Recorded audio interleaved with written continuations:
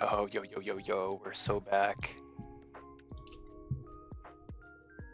Like We are 100 times so back. Apologies to all the week 5 replays. It's old news. We can't review it. They're gonzo. They're dead, actually. Yeah. Everybody who played in week 5 is gone. Yep. Deleted. Results are voided. Yep. That's the way it goes. So we do have just a few week 6 replays. I think it's just one from each division. Actually, did I check that? I think I did. Yeah. Yeah, it is. One yeah. from each division. And were you caught up with last week's replays? Did you watch these? So I watched the one that I suggested. Oh, right, yeah. But I don't know if I saw the other two. Yeah, okay. It's some real good battles, honestly. The one that you linked, I think, is the one that we're using. Yeah, it is. Yeah, that's it. And then, I saw so that's the that swarm Yeah. replay, and then the hustle and the truant replays are also like similarly very close as well. Yo, Polito is in. He's our first. What's up, brother? Welcome. And do you want to go over standings before or after? I guess after, right? We usually do after. Yeah, we can do after. Yeah, cool. Actually, I don't even have the dock open, so I'll open that while we're doing the other stuff. Sick. Okay. Okay, Yeah, so you want to start with truant? Yep, we'll go in order. Hell yeah. Start with truant here. Got Kai Guy versus Lethal Blue. And if you want to see Kai Guy's perspective, I think he might have posted this one. Yeah, I think we might have reviewed one of Kai Guy's battles in week 4, maybe. But honestly, I don't think I caught Kai Guy's perspective. He usually posts like a YouTube play-by-play or like a review of his own battles, and I don't think I caught it for week 4. And then this one definitely isn't out because he just played this last week too. So. Oh yeah, okay. I guess that makes sense. I so mean, we're just more efficient with the content. I mean, we get it out quick. Yeah. Always short. Definitely on time. Yeah.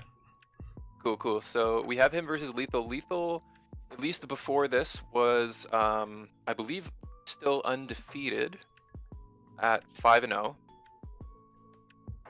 And I won't say what his record is to spoil. Wait a minute. 5.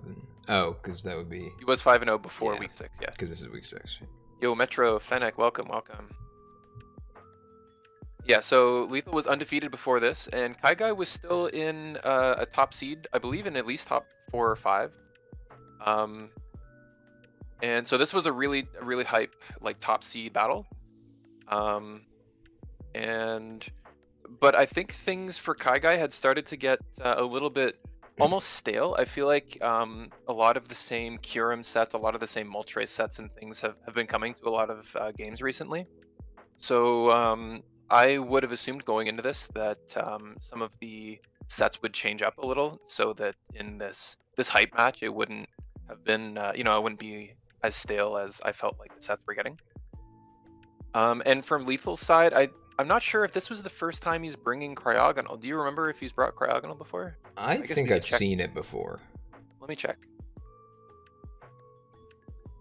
Is it a Terra Captain? I don't remember.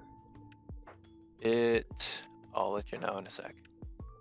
It is not a Terra. The Terra Captains are Metagross and Incineroar. And this was the second time Cryogonal ended up coming. Okay. I don't know if I saw it in a game or if I just remember talking about it when we did the roster reviews. I think often people bring Cryogonal into freeze dry matchups as, the Curum switch. Yeah. But honestly, versus Dragon Dance Curum, I don't think Cryogonal is ever good.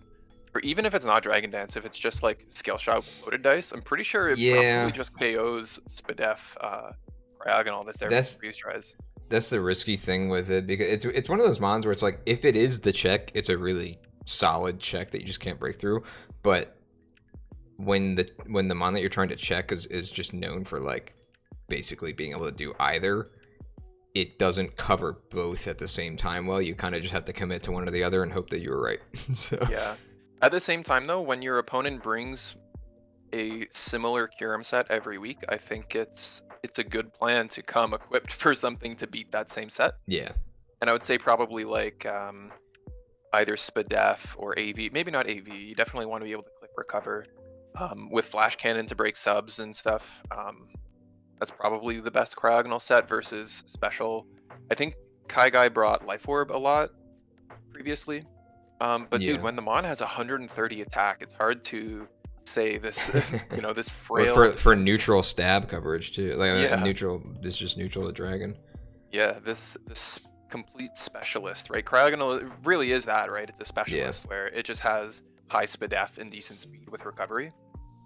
And worth noting honest- too that like the dragon type that you're up against too is not weak to ice. Yeah. So like exactly. when you might normally threaten just being like they might not want to stay in and click that move, even if there's a good chance that you would die to them clicking scale shot. Like they might still like preserve that Kyurem just to be safe. If if it was a different dragon, if it was weak to the type, it's gonna be said for fairies as well, where it's like you might not want to just stay in right away, like you want to scout that a little bit. Doesn't really apply here, where it's like, yeah, you resist the ice, but like that stab dragon coverage, like I mean, it just doesn't matter for Cryogonal because he's not really threatening anything back unless you have to hit him twice. Funny enough, I think the best matchup for the Cryogonal consistently is probably just going to be the Tinglu over anything else. Yeah. Like it won't be the Moltres, the Scizor, the Manectric can probably break through you with overheats. Obviously not Sneasler. And then if it's physical Kyurem, yeah, the only thing you're ever coming in on is to rapid spin from the Tinglu. Yeah. And I guess Meowscarada's pretty good against Tinglu too, though, right? And like obviously it is, but there's a Scizor and a Moltres in the back. Yeah. I'm not sure how safe it ever actually is to click Flower Trick, Yeah, I'm thinking more like if you're running, you could be running maybe like a trick set or a. Well, is this Mega Scizor? I forget. No, it's Mega Manectric. Okay. See, I mean, like if you're running like a trick set, if you were expecting these mons, that's an option, or just like hazards. If every time Tinglu comes in, you get to come in and put down hazards. If that's all Meowscarada is doing, you don't really care as much about the chip. True. Depending on how reliable they are at removing it. But especially like with the Tinglu on their team, if they have to defog your hazards away, then they're not really getting a lot of value out of setting up either. So yeah. Anyway, let's get right into the battle. Do we see the Terra types? Let's take a look at those. We do. 2 Manectric lead, but that's fine. Wait. Kai guys is that all steel or is there a normal stuck in there somewhere? They're no, it's all steel, but I don't know if any of them are Terra captains. Oh yeah, there is no Terra captain. The only Terra is Terra Steel Metagross. It's actually funny that happened to be the type. Yeah, that was the Terra type. So these are actually all Terra captains, here. and then this is also. Shuckle, what's up, brother? Welcome. Shuckle. Oh, Metro says I can probably join as a guest once we're at my game if y'all would like. Maybe we'll talk about that one. That is a 180 from I'm probably going to be doing stuff the whole time too. Oh yeah, when you get to my replay, I can join. I would like to be directly involved. Yeah. Okay, we'll let you know, Metro. Thanks for offering. So we do see the Manectric lead, and if I were to guess, we probably see a Rotom lead. I think that's the safest. Yeah, I think Rotom or Meow, but. Or Pinsir. That was my third guess. Interesting. Yeah, just switches right out. Maybe a Toxic here for Manectric. Yeah. Well, the Intimidate though, I always forget actually how that interaction works, because I think is Manectric the only Mega that gets Intimidate after? The other ones lose it, right? Like Mawile, like Gyarados. I can't think of another one that has Intimidate. Just what is Mensa? I mean, Mensa loses it. He goes. Yeah, Mens loses it. Does Houndoom have? I think Houndoom has Intimidate. Weird that so many Megas all have Intimidate, only in the base form. Yeah, so this is the only Mega that gains Intimidate, and you don't see this interaction happen very often. Dropping the Chomp's attack on the switch. Yeah. I would have liked to have seen maybe a Toxic there. I feel like that was pretty safe. Yeah, because I'm wondering what value you're really getting out of just flinging out the Thunderbolt. Nothing's particularly weak to it. Yeah, I mean, I would have imagined that even Cryogonal would have come in there, and I think a Toxic is even good against Cryogonal. I don't know if Manectric has Toxic. It might not be. Yeah, place, right? I'm just wondering, like, if that was the best button to press, like, depending on what else there could have been. It's just like it seems like with the odds of the ground type coming in, first of all, but then also like what are the values? Here we go. Yeah, there's Toxic. Yeah, but against the ground type that resists fire, which is Manectric's like pretty much its only reliable coverage, right? You're not going to really count Signal Beam as coverage. I mean, it is versus grass. Is but, it against Masquerada? yeah, Oscarada, yeah, exactly. But I guess you also have fire for that. You see the Ruination, but Chomp getting up spikes. I do imagine that Moltres is probably just gonna defog these away. Yeah, or Scizor. Enter taking 25 from the rocks, plus 38. If this wants the Mega, it can't switch out again. So I imagine it Megas clicks close combat and then. Oh yeah, because it's quad weak to it. Yeah. The Mega, yeah. I mean, he could spin, but.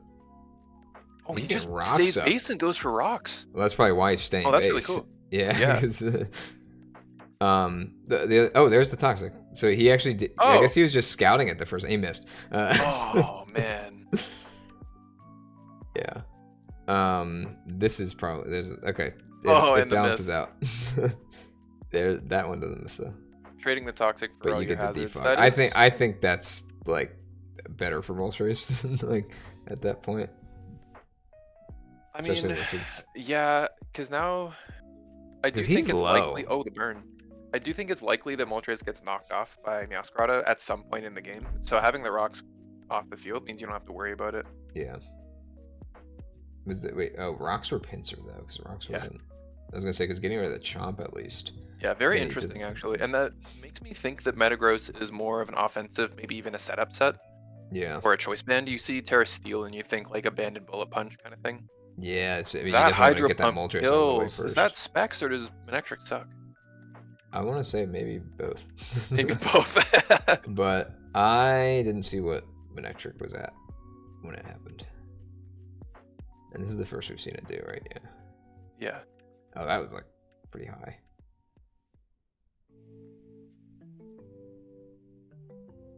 I don't know. I mean, it's stab high. It could just be Spittek invested. But yeah, very true. I don't know. It depends on the build. I don't know what Manectric's bulk is. I would assume that. Oh, there you go. There's the freeze dry. Here's the freeze dry. It's not. And boost. The crit was 15%.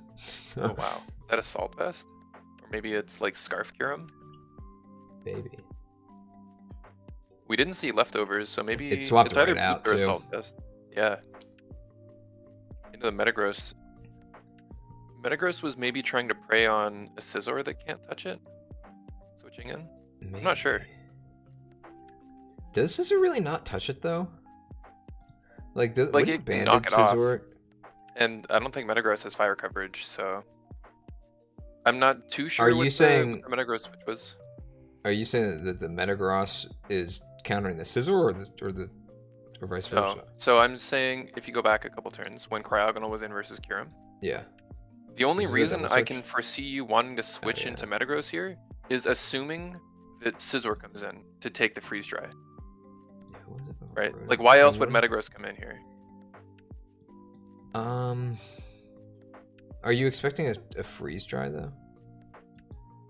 Well, either freeze dry or flash cannon, and both of which Scizor resists. Yeah. And you're not bringing in Metagross predicting that Moltres comes in, so that means you must be. Oh yeah. That Scizor is coming in. Is my point. Now I'm not saying that's why I was asking if you meant that Metagross was good into the Scizor or not. No. But yeah, I don't think it's necessarily good, but it definitely wasn't meant for the for the Moltres switch. That's for sure. Yeah. But just having this toxic, it is on a timer. Having this come in and take, I assume 18% when it defogs. Didn't defog the spikes. Probably not too concerned about just the one layer. I think you just spam spikes here. Oh. You thought wrong. Interesting. Roosting instead of defog is interesting to me. Yeah. If you just spam spikes here, eventually. Oh, wow! Yeah, that's a slow Moltres. And you get the Moxie boost. Like when's the last time you saw Mega Pinsir with a Moxie boost? Sorry, when's the last time you saw Mega Pinsir? Not yet this game. Yeah, okay, here, hold on, pause for a sec. So spamming spikes, I think, versus the Moltres, yeah, you will drop Garchomp to your burn eventually. But it also ensures that Moltres is just gonna take a lot of toxic chip, right? Yeah. Like either you guaranteed keep up a layer when it kills you with a flamethrower or hurricane or air slash or something, or you get like an extra 50% chip from Toxic. Now Yeah. it doesn't end up mattering in it, because obviously Pinsir just kills. But you didn't really need Garchomp anymore anyways. It's at 20%. The electric type is gone. You don't Yeah, the need to immune miniatures, the yeah. electric anymore. You know, I feel like that might have been the play.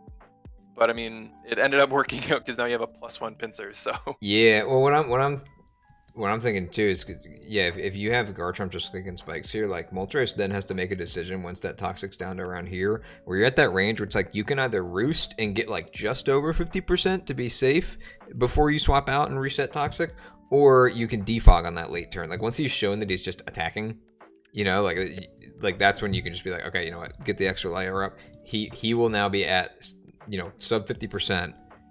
And then have to choose between swapping out right there and coming back in at less than 50%, roosting and trying to be just barely above, or defogging and then getting out of there with like 30% health. yeah, exactly. So I think that's an instructive turn. Yeah. But this is a crazy read on the Pinsir. I don't hate the Pinsir switch, by the way, just for Yeah. what it's worth. I would have personally just spammed Spike to death. I think it's crazy that the that he just put it all on that Stone Edge hitting too. Like, it's like and if you being miss that, it's faster just like, in form. yeah, I yeah, believe that's true. Pinsir is slower than Moltres in base Just barely. if you're not speed invested. It was, I think it was 295 to max 306. I don't think you would anticipate a max speed Moltres here though. Against a Meowscarada and Pinsir, like you would think that this is probably at least somewhat defensive invested, and Well, maybe I mean, Moltres defensively never beats Pinsir with Stone Edge.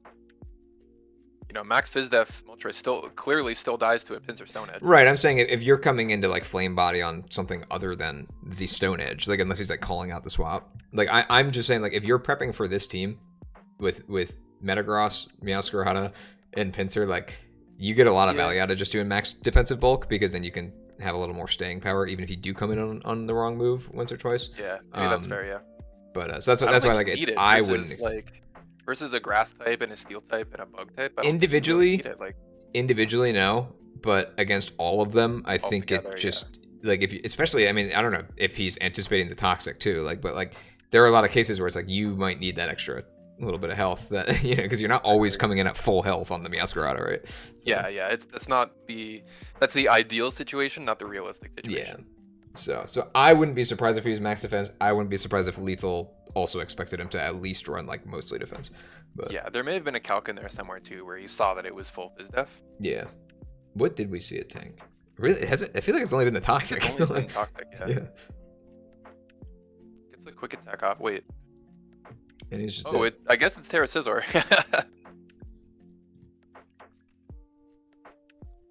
Let me double check. Is that legal? Yeah, it is Terra Scizor. Okay. So we just missed that when we were going over that earlier. Well, it's because they're all Terra Steel. Yeah. I wouldn't have noticed that. Especially considering I usually like don't even notice who the Terra captains are until like well after I've built the team. Yeah. Because they highlight in a different color on the document and I just like ignore them. So okay, so there goes Pinsir. I assume this just clicks Hydro Pump here. T-Wave. It's for the Thunder Wave, Wait. so it's probably not Specs. Moltres already dead. I was wondering if the Moltres was still alive and the thing lose there, it's like you're not really hitting many things. Maybe expecting the Kyurem to come in and resist the electric or water, and then because you know he wants to free dry you. Yep. I don't think it's a terrible play, but also like. Oh, but it clicks it again. That's it. Maybe he is choiced. Maybe it's choice, but realistically, is it bad? He's gone. Can you just spam T-Wave here? Like Tinglu dies to Toxic. You take a Ruination. Oh, that's true. I was just trying to figure out. It's like, wait, what do you mean? That's because of the Yeah, I think you can just spam it and say either something gets paralyzed or Tinglu dies. I don't know if that's the correct play, but you could do that. Yeah. I do think that Cryogonal is good too, because you can actually spin away. Yeah, I'm wondering if maybe it's a choice trick set, and that's why he's like still has the Thunder Wave on the set, but don't know. I picked up on a lot of Toadie's habits when prepping, and yeah, I totally ignore Terra Captains too. Damn. Yep. Cody, you're rubbing off on the younger generation. Listen, we need to get past the 9th generation, and then we can talk about real team building. Poison jab. Whoa, wait. I guess, I mean, he has to be just max speed F AV Yeah, or something, because that came just... in and popped the balloon on the rapid spin. That's actually Yeah. pretty smart. I like the play. You ignore the spikes on the balloon. From the Sneasler, you mean? Because he gets unburdened off of that. Yeah, that's what I'm saying. Okay, I think that's yeah. smart. It's a I smart thought you play were to saying pop the play on the balloon. replay to pop the balloon. It's like, well, you're not... Like, you're giving him a No. Maybe that's why he kept the Garchomp. Helmet. It's 50% of his health. I hope this lives. Let's see, CC? Yeah. That's bulky then. Is it really? That's specs. Wait, no. Oh, no. He's Well, minus. it He's wasn't minus. +2. Yeah, he's minus. Like, He's minus. Non-boosted close combat did 85. I actually feel like that's not bulky at all.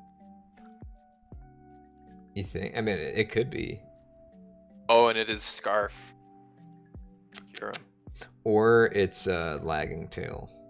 Meowscarada. Lagging tail Meowscarada, very true. He's dead. He's dead, Jim.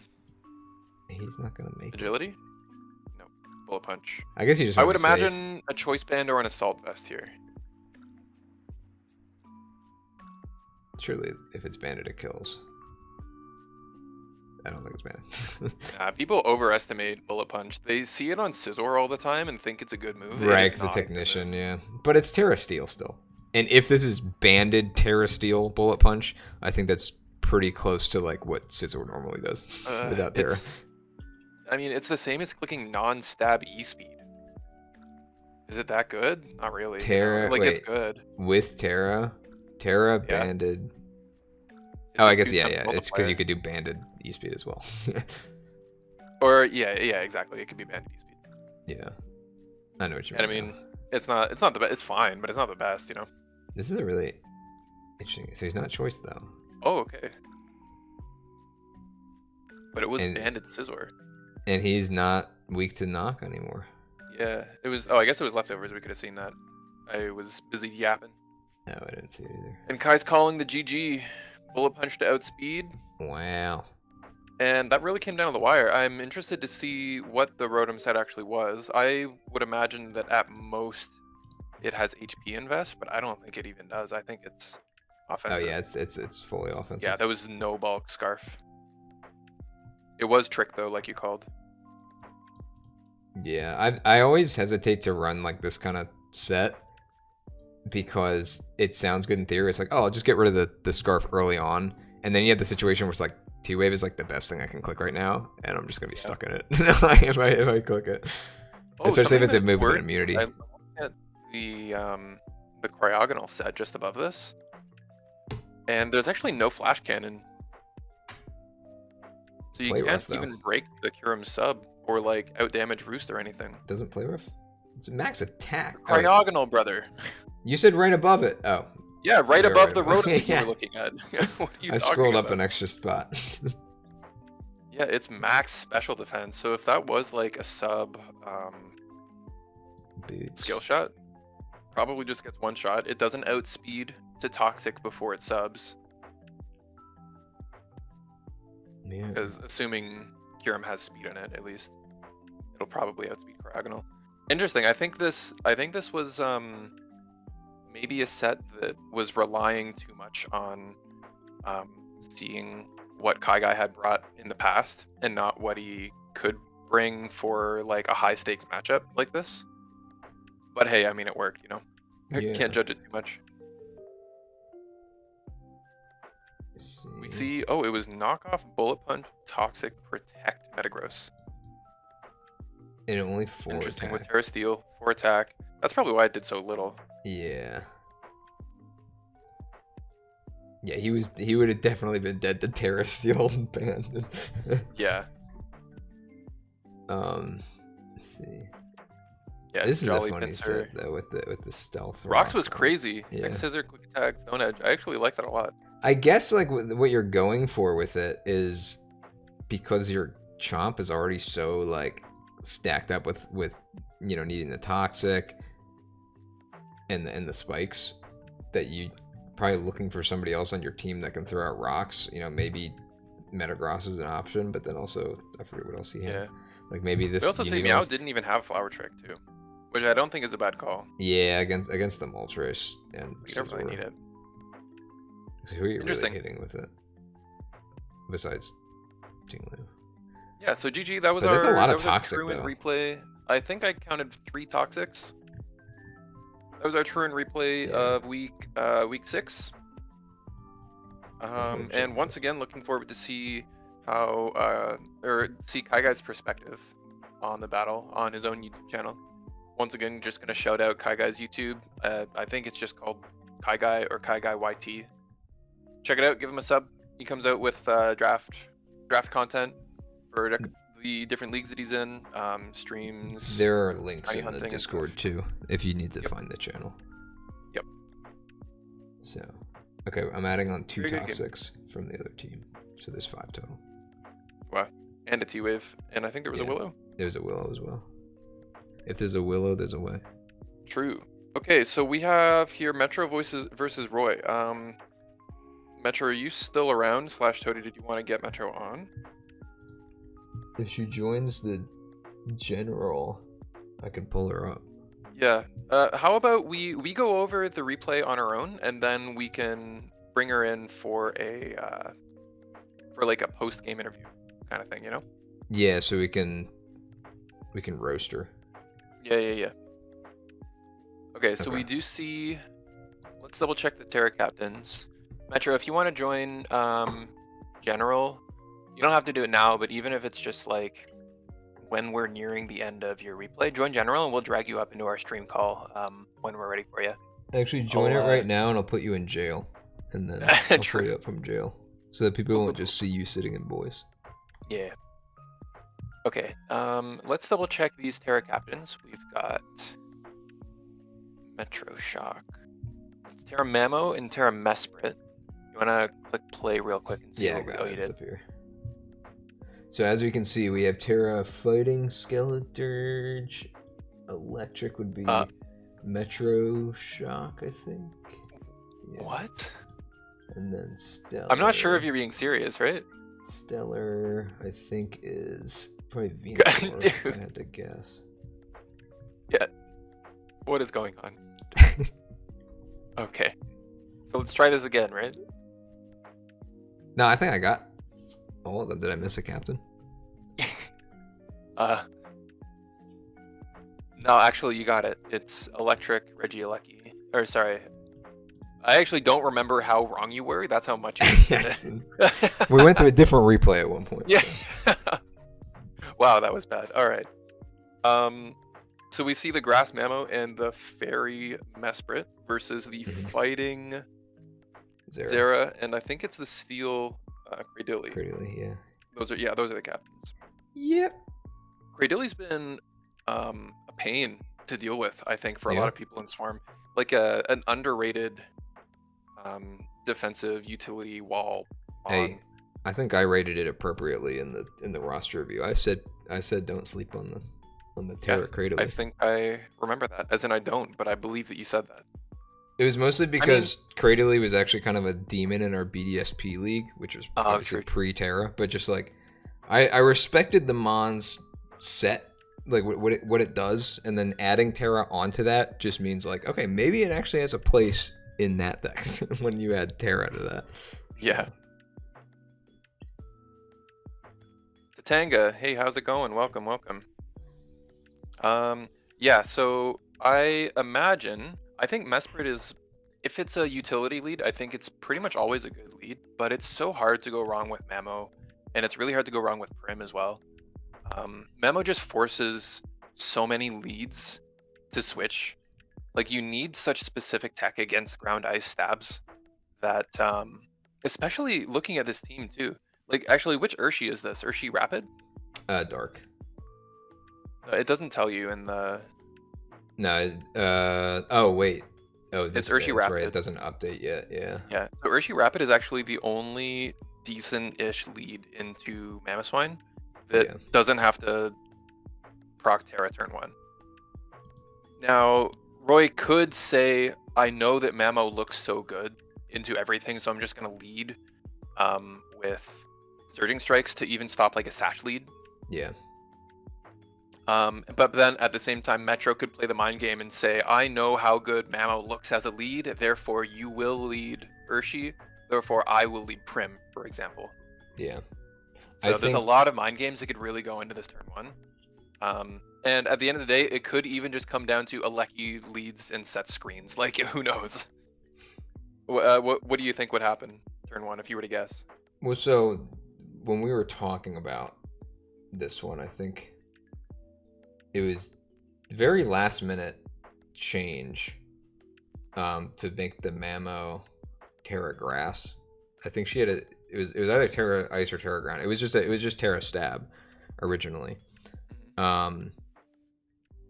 But then I noticed basically what you just said, where it's like Mamo literally can just like come into this team and click Trailblaze and then kind of do whatever it wants. And if you're worried about what can revenge it at that point, it's like Aqua Jet on the Urshifu. So true, and I think it just barely outspeeds Zera at +1, right? Yeah. If it's Jolly, it does outspeed Zera at +1. Nice. So that's why it was just kind of like seemed like kind of a no-brainer to like lead the Mamo with the Terra Grass threatening to like, that he wants to just click, Trailblaze. Like that's just what he's gonna do. But like at the same time, it's like once you see the Terra Grass, like that's the expectation. I would think if you see the Terra Grass Mamo, it's like he's probably clicking Trailblaze. Yeah, that's tough.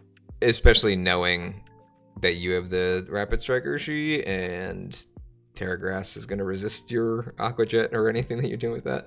Yeah, I think Grass is a pretty good choice here, to be honest. Yeah, and it's just like when and it keeps the resistance into Zera too. Zera can't really touch Grass types very well. It depended on what Terra type it was. I think we were wondering like maybe Terra Flying would be a thing, but then you have Ice Shard for that. Oh, true, Flying Acros. Yeah, that's true. Yeah, and then the real upside with this whole thing is just like this team is so weak to Ice, and its best Ice answers are weak to Ground. So, well, I say that's just Ice Mamo syndrome, dude. Yeah. Mamo's just so good. Yeah. It was Shuckle, I know. Seeing the Steven and the Cradily, it's a chef's kiss. Yeah. It's so nostalgic. Gen 3 supremacy, yeah. Wait, Metro says she wasn't Jolly Mamo. I thought you said that it had to be Jolly to outspeed. Or were you just not investing speed EVs originally? When I'm pretty sure this was a Scarf Mamo set that was specifically set not to outspeed Zera, by the way. Something that I could see you saying though, Toady, is it will never be like max speed Jolly Zera, so we're not gonna outspeed Jolly Zera. No, I always say with the fastest mon on the team to never speed creep it, or never assume that they're speed creeping. You're always trying to, if you're doing a boost or a Scarf or something, you're always at the minimum outspeeding the fastest possible thing on their team unboosted. Interesting. Well, can't explain it then. Let's get right into the replay. I don't know why the Scarf was slower originally. It's all good. I probably have the paste. I can check to see what you put together for that. But we'll see the paste at the end. Yeah. No, I mean the original one. Oh, okay. Before I got my hands on it. We can back read after we check this out. All right. So I think it's the Mamo lead. Yeah. Okay. Yeah. Mamo just makes so much sense. And we do see Roy. Yep. Respecting it. And you just go into the Prim. And this was Rocky Helmet, I think, right? Yeah. Oh, wow. I am really surprised that this is not, at the very least, a punching glove Urshi for the Garchomp. Yeah, well, this probably shows that it's like a Scarf. It could be, yeah. I don't remember if it was. Dude, Cradily is such a beast. Yeah, this was actually an interaction that I just kind of forgot about when we were looking at the teams. Yeah, like, well, you ignore Terra type, so surely you ignore abilities too. Well, the thing is, I even, like, I know Cradili's ability. It was more specifically just, like, the flip turn itself that I was like, oh, yeah, the mon that's coming in on Prim is not going to let you pivot. So, like, and I just didn't think that. Yeah. It's a really, really strong interaction for the Cradily. Yeah. And now you're threatened out, too. Oh, yeah, this happened during this game. Oh, I forgot about this. So, okay, if this and nobody else could chat. In the future, we will allow you to replay if you guys wanted to. If you play it out to completion, then I think you've just accepted the timer has to be on. Yeah. But this is like something that's completely out of our hands. The servers have been really, really finicky lately. So thanks for putting up with it with us. But yeah, it just, if this does happen to you again, Metro or Roy, if you're watching as well, you can just say, hey, let's just wait for this to pass and we'll play again. Maybe DM your Poke Paste for that battle to a mod so that they can double check that you bring the same one in the show team after your real battle, and then you'll be good to go. But it is kind of a tight corner case that we honestly just have to put up with as they're dealing with difficulties on Showdown. It was tough because as soon as this message hit, nobody else could chat. So like looked like they were kind of like asking for what does anyone else think? But Asking then, like, for nobody help, could but you respond. can't ask. Yeah. I messaged in the Discord since it was only turn 4. I was like, literally just replay the first 4 turns. Like, there's not enough variance in these turns that anything is going to change. But then they ended up playing it out and I guess getting it done in time. So, yeah, nice, that's good. We do see the energy ball. That's a plus 1 energy ball, by the way. Yeah, you can definitely calc if that's AV. It kind of looks like AV. It's either AV or Cradily sucks. I would think if it was a matter of Cradily sucks, then I think that would have been without a plus 1. It would have done that much. I don't know. I don't remember if it was an AV mill. Shadow Ball just kind of claims Prim though. Like the rocks plus the chip earlier from Urshi really just said Prim doesn't get to play the game. Yeah. What? I nominated this replay because we were talking after the game, and Metro was saying that she thought that she played this whole, like, you'll see over the next couple turns, like she thought that she played this really poorly against like the Dirge specifically. And I think you can sort of see the thought with, it's like, okay, so here's your Prim who's like needed for this Urshi, who still hasn't really been dealt with. I mean, you dealt 50% with Rocky Helmet, but otherwise you don't really know anything else about this Mon. And you're kind of giving it up to the Dirge, who's faster than you as well. What I would say, though, is that I don't think that was her playing poorly, because you look at this and you look just kind of the swapping around. Like, Dirge is the kind of Mon that you are entirely at their mercy to decide when they feel like swapping out. They will click buttons or swap on a complete 50-50 until you force them to nod. Yeah, and it's like, it's literally like, it's not bad to be trying to like swap around and be like, okay, maybe this is not, okay, I brought in my ground type against you that you were comfortable sitting in front of the special attacker. Here's my physical attacker, ground type. Maybe you swap out now. Nope, still clicking buttons. Okay. Well, maybe we do this. I think that's how you fall for berries, though, no? Like, if this is Shukaberry saying, I plan on eating, like, a +2, or I guess it's unaware, so I plan on eating an Earthquake and getting off the Alluring Voice, it can also snipe the Garchomp and probably Oko it if you set up the... Right. Sorry, that's not double damage. It confuses you when you set up, and just confuse you when you SD in front of it. Yeah, I'm not saying that these are bad plays, because I don't remember the Dirge's set. I'm not saying that these are necessarily bad plays. I'm saying that this is the situation that Dirge puts you in, just as a Mon, because, and especially with, like, I don't think we've seen it yet this game, but like Torch Song as a move is like one of the most kind of just like, I don't know how to explain it, where it's like when you're making these swaps and just kind of trying to scout, like against a different passive Mon, it might not be as much of an issue, but against a Mon like Dirge, who just always threatens that snowball while providing the offensive value every time you guess wrong, is just kind of nuts for a defensive Mon. So I think that, like, it puts that unique kind of pressure on the player playing against it, that it's like, it's very much in their court to make the right prediction, much more so than I think with something like Cradily, right? Where it's like, it can still punish you, but it doesn't have the same threatening presence as Dirge. and I think that I don't think that she played it poorly, but more so was playing it safe against a Mon that is hard to play safe against, because if you're wrong, it snowballs and then it swaps out. Well, yeah, but I also think, well, it swaps out now that there's a light screen out. Mm-hmm. Right? There wasn't a light screen last time Chomp was in. And that's a very big difference in game state. But I also think, wasn't it what do you do? So, hold on, go back a few turns when it's Mesprit versus Dirge. Hold on one sec, though. He's at +2. So he's in the exact same situation as he was before. Yeah, okay, before the screen. Yeah, that is true. if not more chip. But wait, so where did you want to Well, go after? I don't know what the I don't even difference know was when the there, Mesprit but came out because it's not so going to show it. So at the it end was of the turn before Prim died, or Prim came in. Oh, before Prim. Okay. Before, yeah, Prim came in. So Okay. So Dirge. Oh, so this you're is when it saying now originally pause. came out. Yeah, so you're saying now this from this point on was played poorly, right? No. Or Metro She was was saying saying that. no, I know And that's what I'm yeah, saying. Is the thought was that this was played poorly. What's your play here then? What's your play? You don't have a Shadow Ball switch. yeah, That's what the problem is. The problem is that you is not that you played it poorly. It's that you weren't prepared for Skeledirge, realistically. And so it looks like you're playing poorly because you're fumbling around, waiting for your opponent to get you out of the situation, like the bad situation that you basically put yourself in. yeah. You're Right? That's basically the problem waiting here. for the point where it's like you took a hit that you can survive another one of, and he also didn't click Torch Song and got +1.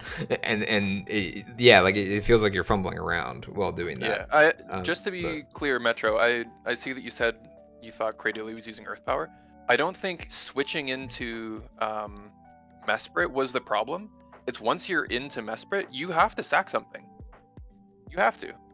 Or like I guess you go Mamo on the Shadow Ball and then hope that it doesn't have Energy Ball, which it does, yeah. or which it might. Who knows? That was the Cradily had Energy Ball. But honestly, something else to think about too is like if you know that you have to make the sack somewhere, I mean, you can think about who you're going to be putting in after. Like maybe it is an Energy Ball, Cradily. You're still Terra Grass. That'll resist it. And it could be a situation where it's like you're back to your lead situation where you're pretty much forcing them to swap something in on your Trailblaze, on your Terra Grass Trailblaze. And then he doesn't have a swap for that. And then maybe he starts fumbling because, oh, there's a Mamoswine who can click a boosting move that will just snowball from here. You know? And it's like, I would say, I would think that the problem then was like, maybe Prim was kind of chose on a whim of like, if it's Torch Song, maybe we're fine. Also, probably not expecting the faster Dirge, though. I don't think the Prim had any speed investment. I think it's just naturally slower, right? Yeah, it is. Yeah, which is naturally hilarious. slower.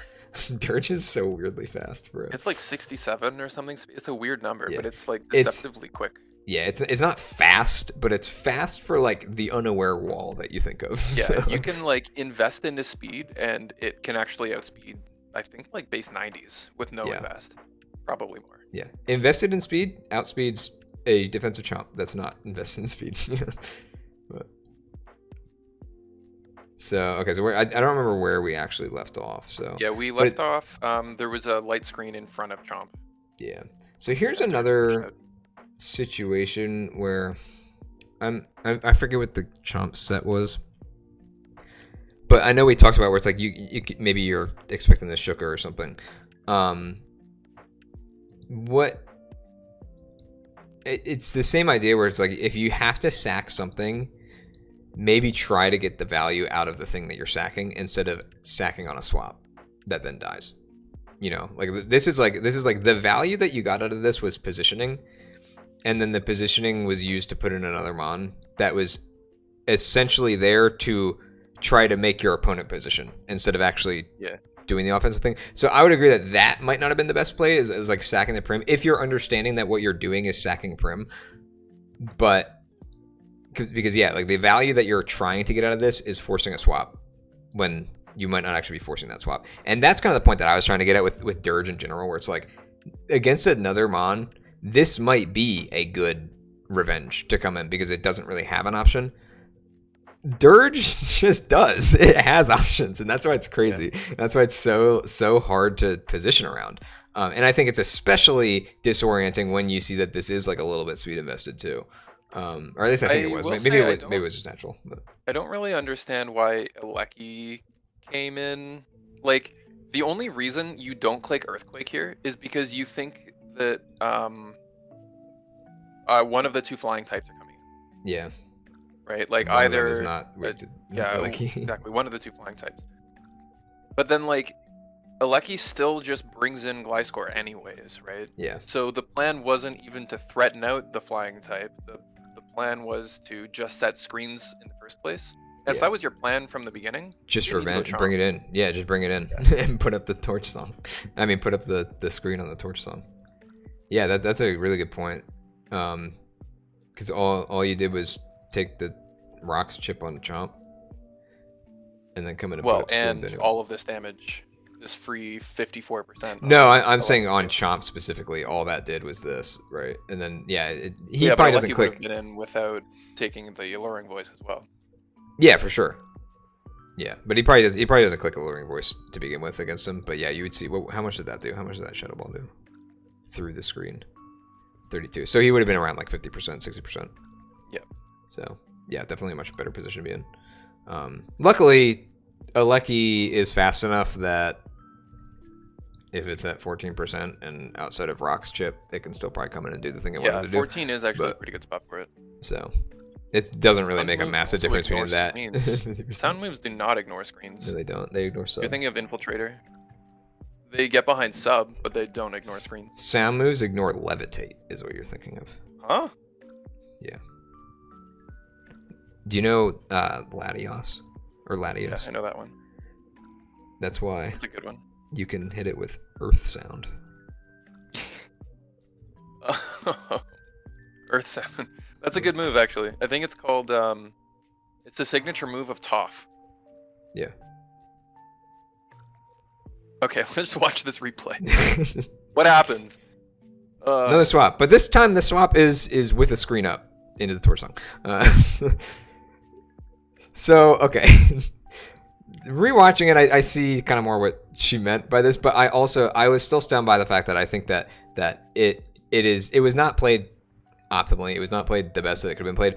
I don't think it was bad because I think Dirge puts you in uncomfortable situations where you have to make weird decisions and never know when it's going to make a call out or when it's just going to keep clicking the button.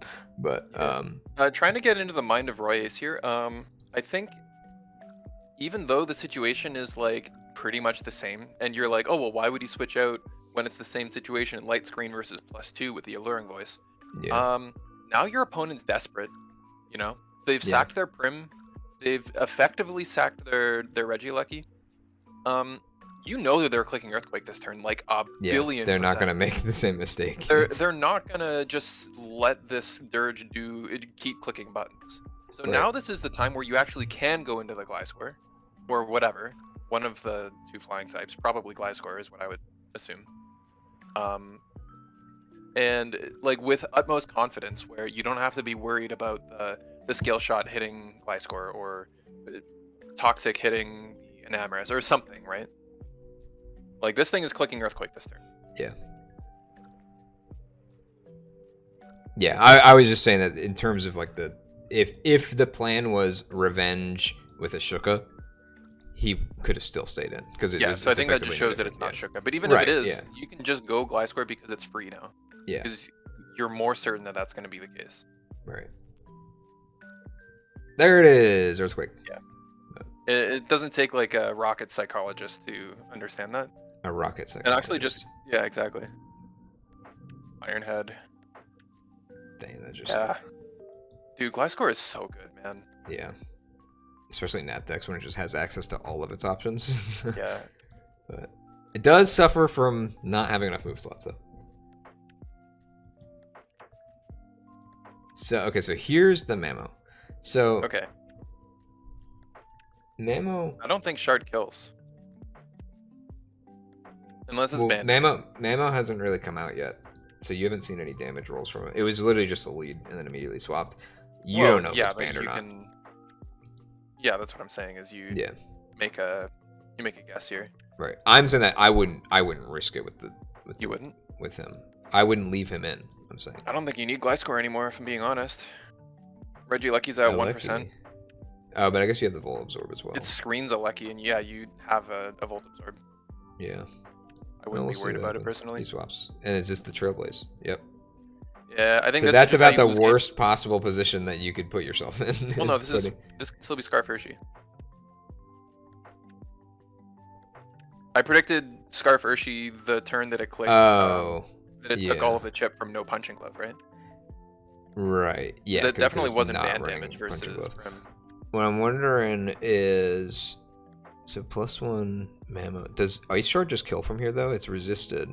I guess his Fizz def is very pretty good. bulky. Yeah. guess we'll see. If it's not Scarf, then so be it. Oh wait, but remember he has the Terra Grass. Oh, we So just like, clicked Aqua Jet. yeah. So what? So maybe it wasn't. No, I know it's Terra Grass, but Urshi just clicked close combat here. Is what I thought. Yeah. But I clicked Aqua Jet. Does close combat kill from there if it's Scarf? I mean, if it doesn't, you're at like 10%. Yeah, but then he's at +2 speed. Yeah. So what? Doesn't he? Cradily doesn't care about your speed. Oh, I guess that's true. Yeah, if he was at like 14. Okay. Well, the ice That crash was- missed, but Yeah. Now this is the Wait a insane second. part. Wait, hold up. That's just hold the up, hold up. immediate. Hold up. like- Wait, what is going on? This is Okay. actually part of why I nominated this one too, because I just thought it was like a ridiculous What the heck? moment of like, oh, here comes the counter sweep, unless Miss Icicle Crash into Ancient Power turn 1 Omnibus. And this is huge because now you survive the quake Yeah, you do. and you do more damage than the next one. So, like, Oh well, it didn't matter. There's no better move to click. well, no, yeah, I'm saying that this Mamo is at 51% if he doesn't get an Omni boost. Yeah. But yeah, so I mean, he So still man doesn't was kill. also at like dead if Urshi didn't click Aqua Jet. I think that was definitely right, a misplay. Well, we don't know if it was Scarf or not. If it has Aqua Jet, it might not have been Scarf. Yeah, that's very true. So Yo, here so comes the roulette a little bit of. Wait, what was this? Was it fighting? It was fighting, and it didn't click it. But it probably still I dies, feel like right? there's no reason not to Terra though. Oh, he already Because teared. you He stay cradled. neutral to all. Oh, we already teared. teared Cradily. Yeah. Okay, You're so right, you can you're tear. Yeah, I forgot. So, You baited me. Let's go crash. Yep. dude, I don't Gotta think about go- Terra yeah, enough, you so have to then go I on make Emrys those here. decisions. So This should've been Enam an Emrys actually before ends the up price being war. the Terra. I've done this before though too, where it's like you're trying everything, and the last thing you suspect is like the other mon that's at 100% that's weak to the strong stab move. Oh, it just survives at 17, and it would have bailed you out. Let's look at the base stats. What? I mean, Mystical Fire. Oh, it does. Sorry, I thought it didn't kill because you paused the turn. Oh no! I'm saying that I have been on Roy's side where you've burned through 2 mons that didn't really have a chance at surviving, and then because you assume like at that point it's like, okay, all my mons are weak to this, so like I'll probably lose, and then like the one that you happen to get to third is the one that just doesn't die to the. Well, to why the did you ice. happen to get there? Like, I'm sure you can put a like a pecking order of what you think is most likely to survive. Do you? Oh think... yeah, no, I'm not saying it's a good decision. I'm saying that, Yeah. that I have made that mistake before. When you've you did sort that of too, yeah. resign, when you sort of resigned the game at that point, being like, oh well, it's over now, and then you find out like when you get to the last one, it's like, oh, this one would have survived. I just didn't check, Yeah. you know, because you assume honestly, Dirt, like if you're just looking at the tight probably matchups, wins an EQ. yeah, probably at 100%, yeah, I mean, it stayed in versus a Garchomp. It has the same attack as Mamo, so. yeah. And yeah, Namorous. See, that's where that 14% comes in clutch, because then you just get the screens up exactly. for Melmetal, who's at 25%. Well, I guess he's using the trick room up anyway, but Yep, Trick Room. and then Healing use Moon Healing Blast. Wish, get Melm to full. Healing so Wish- oh. So if it has Earthquake, it might just be game. How much longer is the screens up? For 4 more Screens are turns? 4 Yeah. more turns if it was likely. I don't remember if it was though. So, but yeah, there's not much. I mean, with the 2 more turns of Trick Room left, like you're probably Does pretty get confident beat that it just double like 2-hit KOs. I don't remember the Very, calc, but that probably 2-hit KO'd even like a max defense one. Yeah, very close game. Wow. Was that Banded Melm? I don't think so because he used Thunder Punch and then Earthquake. So. Oh, you used Thunder Punch. Oh yeah, you're right. Yeah. I forget what it was though. Oh, it was AV actually, I think. Oh yeah. Oh, that's right. Or was You it? could just see that Oh based no, on it's Lum. the It's Lum. Yeah, I think it was energy. originally AV, but now it's Lum. It wasn't even spit out. Interesting. It's just fucking Melmetal. He It's just comes true, in yeah. and tanks something. Oh, I didn't realize Skyhops is here too. Yo, what's up? Negative diff Garchomp? Yeah, true. Wait, is it actually negative diff? I don't know. That's funny. I guess I didn't Hey, like Metro, that kill. are you good to pull you up? She's don't still in wanna- jail. Yeah, I know. I don't want to just pull you up without you being ready. Just let me know. Yeah, I mean, this was a really close game, obviously, and it felt a lot longer than 28 turns, probably because we were just yapping about Skeletor's the whole time. Yeah. But no, I mean, Aleki put in work. It got screens up twice. Oh, Garchomp is 2 and 3. Release me. Okay, that's Yeah, got screens up twice. I mean, the Healing Wish was so clutch. Hold on. I've definitely been a big fan of Healing Wish in the last like year or so. It's definitely come around, or I've definitely come around on it. We have a guest speaker incoming. Oh, Metro's good. All right, I'm gonna pull you up. Let's go. Hey, yo. Whoa. Yo, what's going on? Congrats on the win. Brought to Yeah, you GG. by Fucking my skeleton. Nanosway. I need to. Yeah, fucking skeleton. Hold on. This is a menace, man. Cease your speaking. You're probably blowing up people's speakers right now. Sorry, Mel. I might be a bit. Okay. It's okay. That Can might- you just turn it down a little on your? I did. I Okay. turned it down on Okay. Discord. Alright. So my thought process going in was, I have Mel, right? Like, that's my whole fucking deal. Yeah. No way somebody's not gonna bring Max Def Skeletor, right? Like, that's their only answer. They have, like, no other answers to Melm. Right. And then he just did not. Wasn't it? Yeah. X So was it actually offensive dirge? Check the paste. Yeah, it was. Dude, I'm so bad. Um, It's because the screen is so small. I don't know which part of it I'm in. There we go. Yeah, it was It modest. was Yeah. attack. Wow. Yeah, it wasn't speed though. Okay, so but it was just. It didn't modest. even have slack off either. Crazy. I did not Yeah. consider that Prim is It's just just auto slower. counter. I was like, Yeah, oh, oops. Prim's gotta be faster. Like, why wouldn't it be? It's a fucking. Yeah, It's a that's it's weird. a gator. Come on, surely. It is like just barely faster. Wait, Yeah, hold on. But well- now knowing that was a modest dirge against a Prim was like 60, right? non-AV Melm. Oh, but I guess that was behind light screen. Yeah. That's No, still kind of insane though. That's modest versus no spit F investment or AV, No, and that there was spin up investment. was there? I didn't Yeah, see it. Maybe yeah. 8. Was it No. 8? There was 4. Yeah, it's 4. 4? Oh, Okay. come on. That's not SPDF investment. Yeah. What do you mean? I mean, compared to what we were speculating with the like. Wait, The is it AV. even- Yeah, that's definitely just a Cradily sucks moment. Yeah, Cradily Yeah. just sucks ass. I love it, man. Dude, It's- And that was Spatak invested by Eurometric. Yeah, true. It was also +1 to be fair. Yeah. Yeah. I definitely thought it would do more, but I also think I underestimate just how much base HP Melmetal has a Dude, lot of the Melmetal's time. just It's insane. all fucking rocks, dude. Melmetal's so cool. Yeah, it is really cool. They I should give Melmetal definitely have Recover. considered drafting it. You should. Recently. Actually, you shouldn't, because I'm gonna win this season in Swarm, and I'll be in Hustle, and then you won't be allowed Oh. to draft it. Oh, hold on. It Well, was it's okay banned. because I can just rig the draft to make sure I get first pick. Oh, it's so over. It's over. Yeah, GG. That is true. You could regret. Instant demotion. No, yeah. Melmetal is like, it's such a just. Like, this is the threat. Like, you go into Team Builder, and this is the threat right here. Yep. And Okay. that's it. Like, and it still sometimes just rips through your team anyways. And it's Well, it was like so the week fun. before when we were looking at the calcs for Salamence. We were like, what if he's Terrifier Salamence? And it's like, oh yeah, Banded, Double Iron Bash, still just 2-hit KOs at 3 Through Reflect. Intimidate. And Through Intimidate. Yeah, it's Wow. like... Because it was like Groom Snarl plus Intimidate on Ments. And it's like, okay, does this neutral Double Iron Bash still kill? It's like, yeah, he can't come in on it. It does 80%. It's so, it was Yeah. so fun. I love. So Metro, you've drafted Melmetal what 3 times at least in the NBA? I'm gonna adjust Yes, I this. have. I've been Something in like here 3 that? times, and Yeah. I will draft Melmetal 3 more times. Nice. So And then you'll you've die. drafted a lot of partners Yeah. with Melmetal specifically. Now, Mesprit is I the think best. personally, I was gonna say I think Mesprit's a great partner for it. What are your thoughts? Yeah, it's good to see. So, You think it's good too. I- What about it specifically? okay. So first, I'm gonna go to negatives. I am really missing the Looter Dance PP from Cresselia. Yeah. Because it was in the one game against Fairs. I was sitting there, and I was like, "Fuck! I have 2 double iron bashes left." Mm-hmm. Because it has 8 PP naturally, right? Yeah. No, it is not high. And Cresselia made it so I could just be fucking stupid and get away Hmm. with it. They should buff Double Iron Bash. They should buff double Nope. iron bash. Nope. They should make a 90% flinch chance per hit. It already is. That's how the I've math checks I've out. got so few flinches with it, like out of the hits I've gotten in Trick Room. It's pretty funny.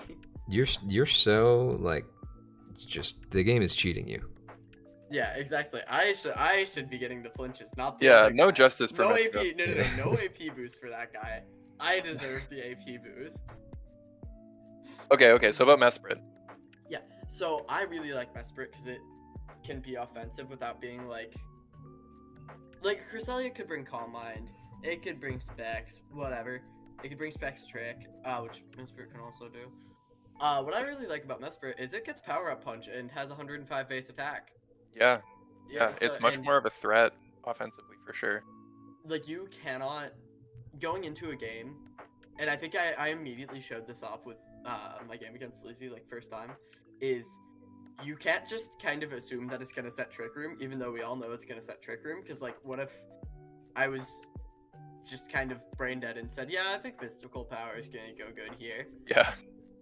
Because sometimes it just gets, like, 4 kills. Yeah, true. And Cresselia doesn't really have that option, right? Yeah, Crest gets, like, Calm Mind, it gets Toxic. Yeah, but it's such taunt bait, and unless you're running Yeah. Mental Herb every game, it's just gonna get taunted. Whereas you can't really do that as easily with Mesprit. You're still facing up against 105 offenses with good coverage, Mystical Power honestly and speaking. Power Up Punch, so Yeah, if you want to count Power Punch. I do think it is legit to bring sometimes, but it's definitely more niche than like Mystical Ice Power. Beam, for example. Okay, for what it's worth, I remember season 1, I like took out Mega Scissor with like Evel, Flamethrower with like Scream Tail, and then later like Landers with Evel Ice Beam. That was awesome. Yeah, nice. Shout out to Scream Tail.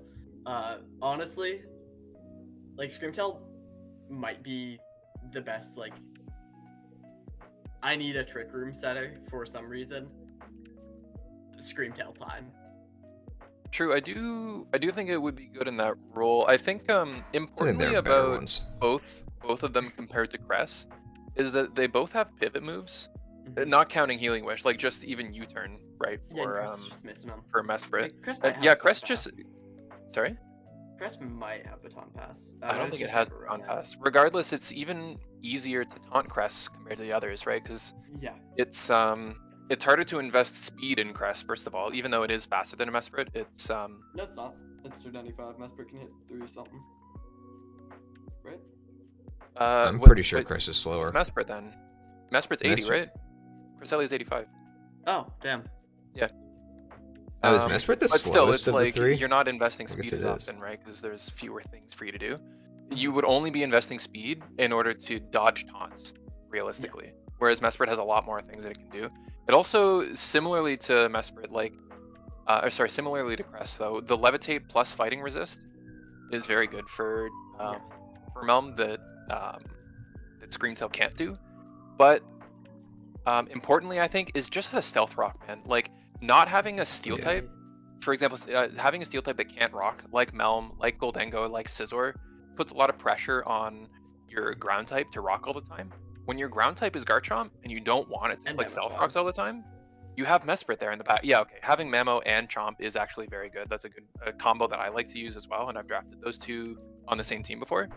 But having Mesprit there as the utility mon to say, here's a Trick Room and a Healing Wish or U-turn and Stealth Rock and whatever random attacking move. Mhm. Yeah, it's very good for the Steel type that can. It's yeah, no, Mesprit has taken like so much pressure off of my team that I didn't realize like needed to be taken off. Yeah, that's real good. Crest was just showing up to games and hitting Trick Room and then hitting Healing Wish.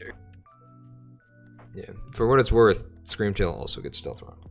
Yeah, that's what I'm saying is Mesprit Oh, okay. and yeah, and like you can count Yuxi in this as well. I do think Mesprit's Yeah. Does Zuxi have Mesprit's Trick better. Room? Yuxi does have Trick Room. It doesn't have Healing Wish. No, it gets Memento though. So the Yeah. difference is Yuxi gets Memento, Mesprit gets Healing Wish, and then Azelf gets Explosion. Pretty much, yeah. That's actually pretty funny.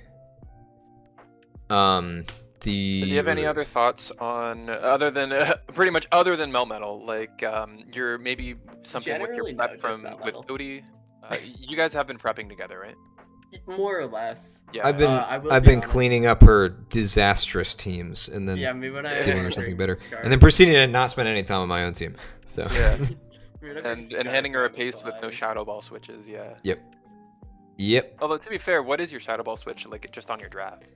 Unfortunately, I have Ambipom, so she does not have one.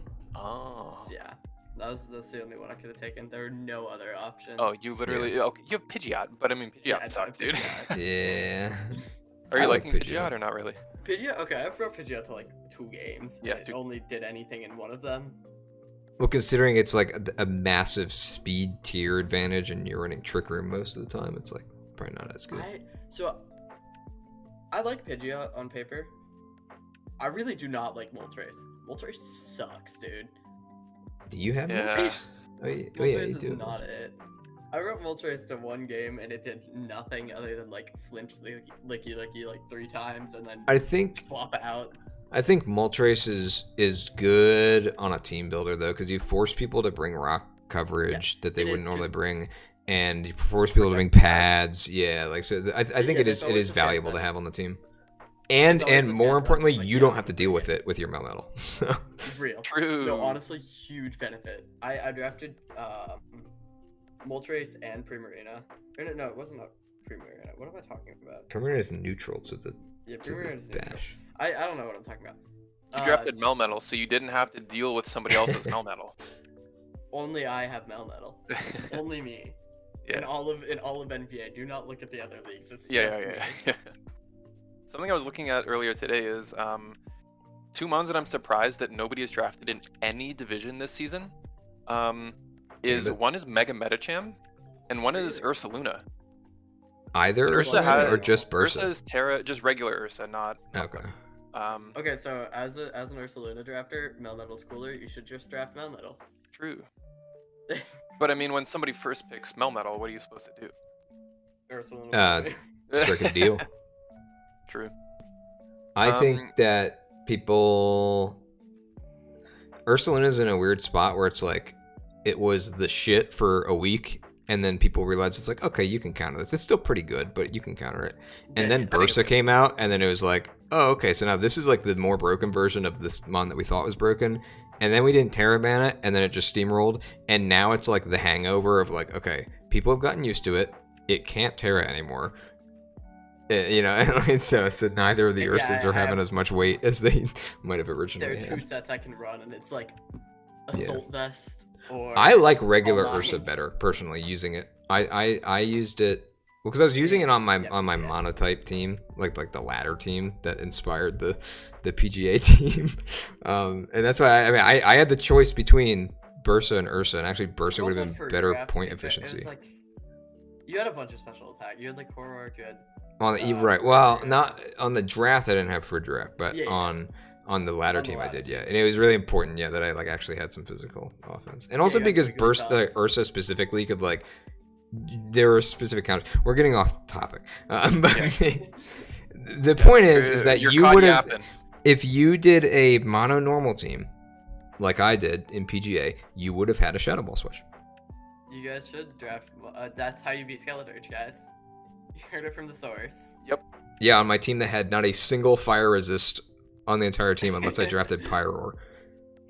Why didn't you do You that? know, Pyro is good in random battles. I would have probably traded it if I had to play the matchup that ended up being what I was supposed to play in the last week that was wrong in the schedule. I would have traded for Pyroar for the burning bullface, whatever his name is, gouging fire. Burning bullface. Yeah.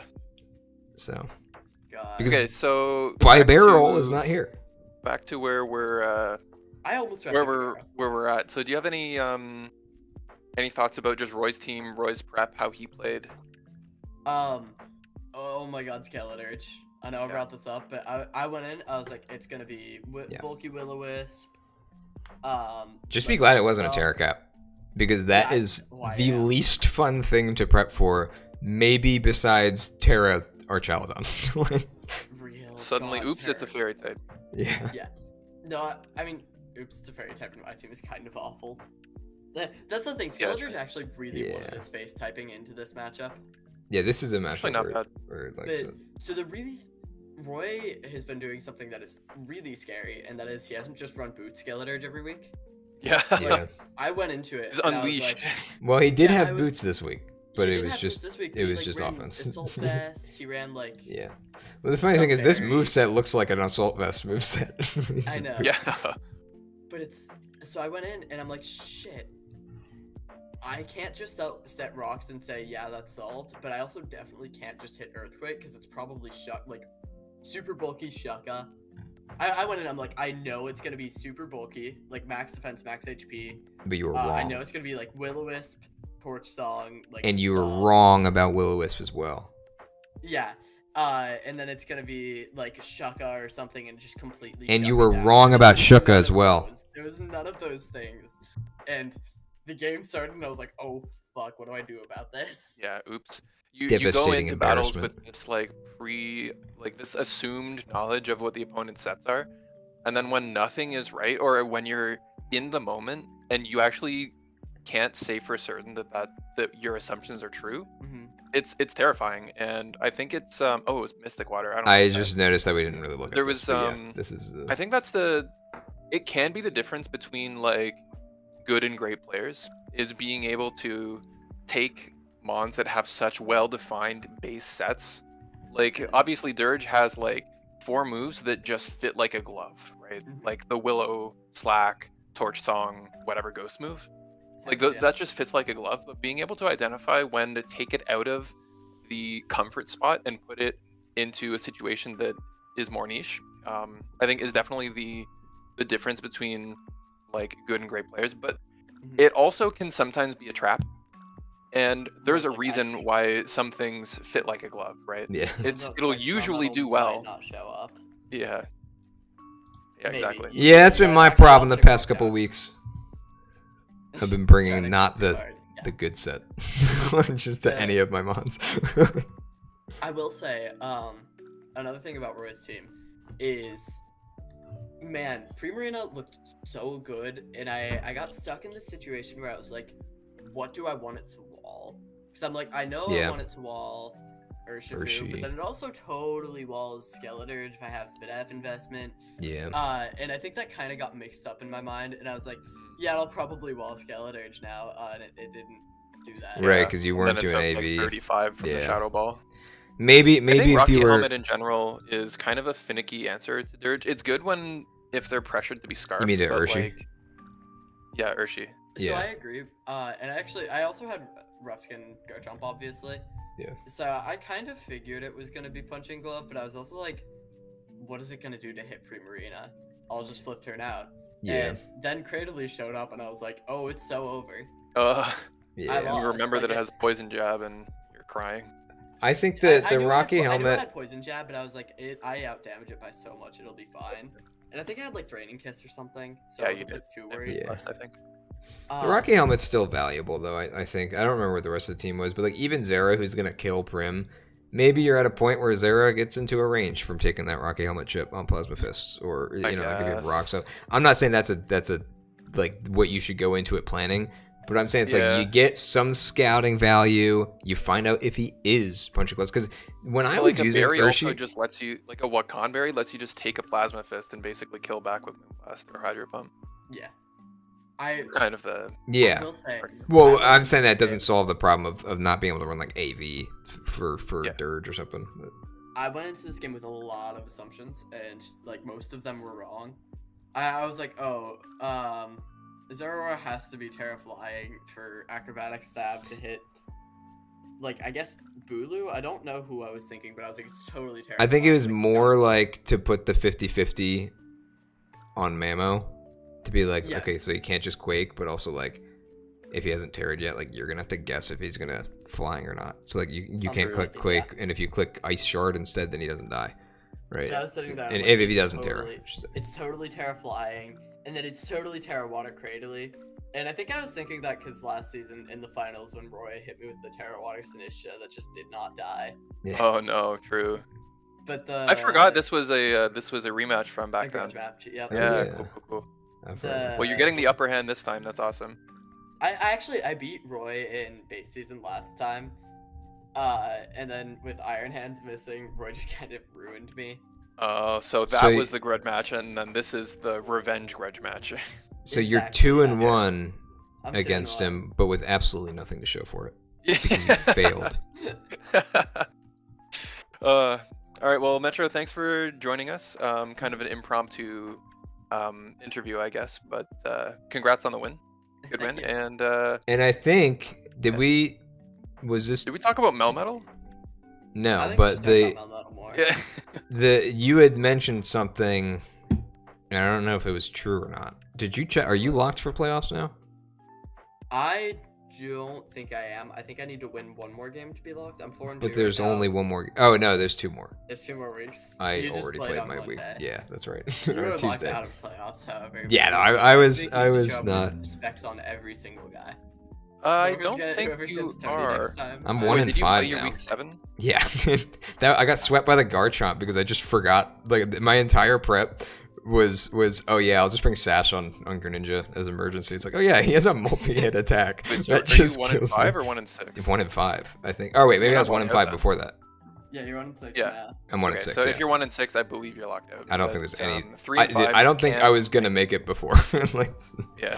I kind of gave up after the. I mean, not that I really thought that there were good odds at that point, but like losing against who was it? Who did I just play? Who did I play with the acrobatics? Who was that? I will say this week, I I think forget who it's- that was. this That week was is- kind of like, yeah, that's it. That's the season. That's what I'm this week doing. is Talia and I think whoever wins is guaranteed to get into playoffs, and whoever doesn't has to like really scrounge up like another win. And I think that's really funny because it's who from Ohio is allowed in. We'll Only look at one the- Ohio. We'll look at the doc after this, and then we can verify some of that stuff. I think Yeah, true. you've won enough games. I think you're probably in a better position than you think if you've won I'm as many 4-2. games as I Dude. think. Yeah, 4-2. There are 5 people who are 4-2 right now. Yeah, there's 4-2 8 is slots. definitely not out of the running for dropping playoffs. Yeah, Yeah, if I I do think have that good diff. Games. I think You're you tied for the second best diff of all the 4-2s. Yeah, But true. but yeah, you're definitely not out of the woods. I think a lot of people look at that though, and they'll be like, "Oh man, like if I lose this game and then like this X many things happen, then I'm out." And then like you realize it's like, oh, Wait, I realistically, just won that other game. people are also gonna drop a game or two, and then you're way better off than you were. Like you're assuming like worst case scenario for yourself and best case scenario for your opponents, which is fine. Like if you're trying to analyze what ways you don't make it, like that's what you should look at. But Yeah, I think that, mathematically, that's how you do yeah, but there have been times for me where it's like I'm like getting super nervous about a match where it's like, oh man, if I lose this and then this happens and this happens, I end up winning, and then it's like it wouldn't have even been close if I lost. Yeah, like if then- I yeah, lost, no, like it's I'm still like second in the league. leagues above, like yeah, like in standing. So I think it's good not to like try like don't pressure yourself too much, like thinking like the worst case scenario, even if you're looking at the math for it. Generally, you Worst you case can No, get you're kind of a probably gonna feel. lose. Worst Yeah, case you are. scenario is Tony gets into playoffs and wins. 'cause That then he is the has to worst go case play in scenario. That is Hustle. the worst timeline, honestly. Then he has to admit that he should be in hustle. I'm tanking to Truant, and I'm actually probably just not even gonna play next season. So Taking Yeah, the truant and then leaving. I don't think it's So unfortunate. Tony I think will it's draft and then push it on to somebody else. yeah. No, I because I don't want to like the Truant thing would have been funny for the monkey team, but like if I go into Truant, I don't have a funny idea for a meme team, and I draft like a real team, like I'd actually just kind of like feel bad, Mononormal like guy. trying to. But I know that sounds super cocky and elitist, but I mean more so like I wouldn't. There like some people would get the matches where it's just like I'm autopilot and it's fine, and some people will get the matches where it's an entire meme and this season would be a farce. All right, at least this way it's always a meme, so it's okay. Everybody I gets the also same think Toady that match. people- It's okay if Tony loses every match. Yeah. I think people have a bad habit of dismissing Truant players just for what it's Yeah, worth. no, Truant I players think are you really would be Well, especially surprised. like half of them are Swarm players like this Yeah. season. Yeah, I went like, what? I think I went 4-4 last season or something, and like now I'm in Swarm doing pretty well. Like Truant players are very good. Yeah. And for reference, you suck, and I mean if you made it up to Swarm, That's that's so true. true. So maybe we're just overestimating you, Toady. Yeah. as a Swarm player. Perfectly. Dude, that's what I've been telling you, but you didn't put me in I Truant this actually season. suck at this game. It's Melmetal's like taking over my brain while I play. Melmetal has had ownership of your brain for the past several You seasons. know he's made of mercury. You know I'm full of mercury poisoning. Melmet illness.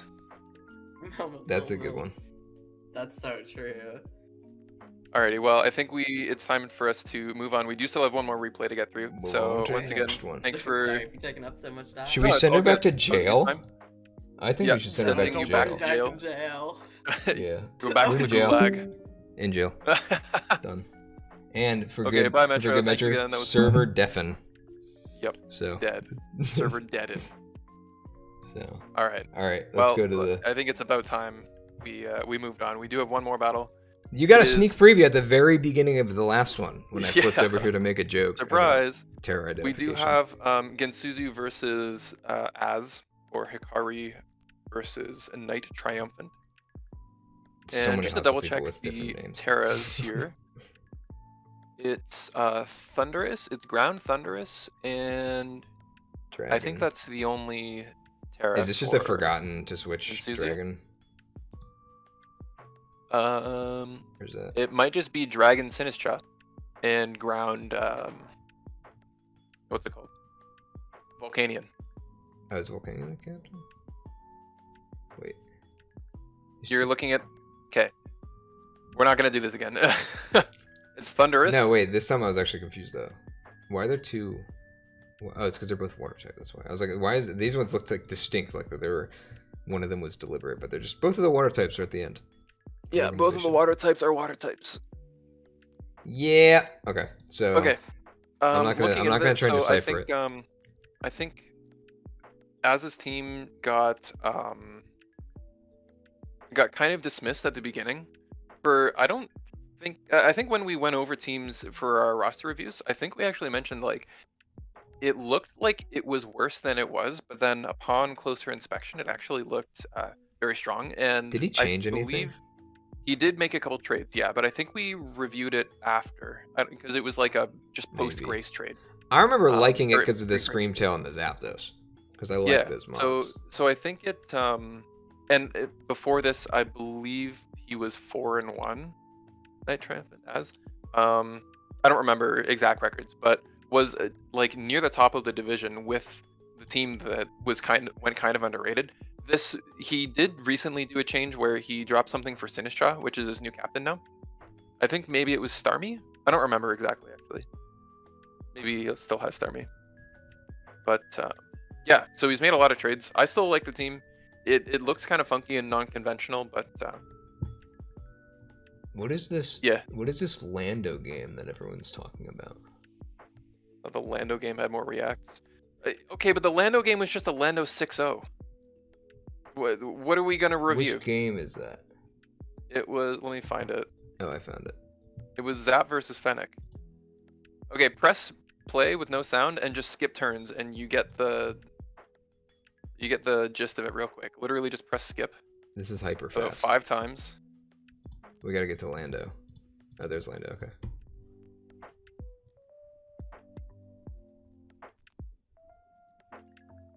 Okay, and here it goes. You can press skip to end because this is how it ends. GG. Okay, there's the review. What do you think? Lando good? Good. And he reverted like back to Diamond and Pearl. Yeah. All right, GG. It was a good game, just for the record, Fennec. Sorry, I didn't mean to dismiss your game. It was actually well played, and it wasn't as simple as I made it out to be. But I don't think it was as interesting to watch. Yeah. I haven't seen this one either, so I can't. I don't know. I don't know which one's more Oh, interesting. I also think another trade that happened is I do believe Gensuzu just picked up Slowbro recently, either last week or this week. And I think Mega Venusaur was also a trade, right? Yeah. But that was earlier. It might have been at the same time. I don't remember, but it definitely looks a lot more colorful. Therefore, it looks better. Yeah, I like. See, this is two teams of mons that I like. Like I got Mega Venusaur, Greninja, Zap, Screamtail, Yeah. and I do even think these it's three I hard. had on a team together in season. I think it can be too 1 or hard 2. sometimes to bring Greninja and Thunderous to the same game. Oh yeah, these two. Yeah. Yeah. I mean, it opens up options for the other. Like Greninja might not be as shoehorned into something. Like maybe he can run hazards if he doesn't normally want to. But you also have Channel for hazards. I don't know. I We like do have the Thundy Greninja. lead. Oh, and here's this sprite for Screamtail, which they used the Scarf sprite Trip. for even when everything else is modeled. So Yeah, it's awful. I probably would have liked to have seen like a prankster taunt. I feel like taunt is really good against Screamtail. Oh yeah, from the Thundy. And Yeah, it's because also what is it decent really into going the to Y threaten score. to you? I mean, getting a scarf on Thundy isn't the end of the world, though. Setting rocks. The Toxic does get off. Just U-turns out. I mean, It's a helmet. That damage isn't really going to stick around. getting the scarf on Thundy when he has U-turn is like pretty not bad at all. I would Yeah, say. exactly. It's not the end of the world. Yeah. I do think it makes setting these rocks not as important. Yeah. Now it's just one fewer thing that actually gets affected by them. Goodbye, But rocks. they're gone anyways. Trading rocks for 19% chip on each ran. That is Oof. just And it is leftovers lot of too, so damage. actually it doesn't even matter.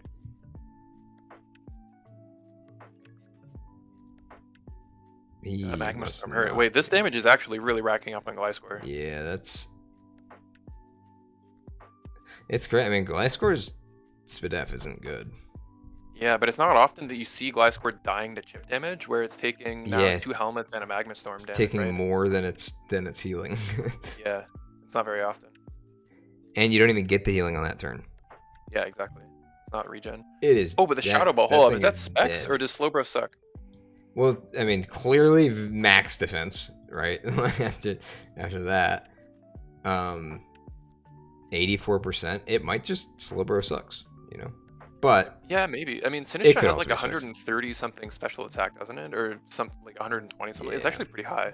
if you are not clicking Shell Smash in front of the Slowbro, I think though, you probably got something going on, right? I Unless mean, maybe you Yeah, don't want to but get looking T-waved. at when you have a Terra Captain Shell Smasher, how Oh, yeah, often do sorry, you it's a think Terra something Cap. brings Mirror Herb? Pretty often, What is right? the Terra type? It's Dragon. Dragon. Like Yeah, I feel but- like it's pretty often that like even Garchomp comes in to Shell Smash, Greninja comes in to take the Shell Smash. I'm saying that I think the fact that he clicks Shadow Ball means that there's a chance that he's Specs. Like not even based on the damage roll. There's a chance. But there's also Yeah. I don't think you should. Not that you're doing this, but I don't think now Ginsuzu can assume that it's Specs, you know, Yeah. unless that calc. Unless actually yeah. should. Okay, Sludge Bomb might get a Oh, no poison. boots. No poison on the Zapdos. No boots on Zap Revealed either. boots. This is actually not bad. You can force out Gliscor, or sorry, force out Heatran to maybe get a Roost. You do just get 25% healing through T-Spikes. Does it even have Roost? Giga Drain doesn't kill.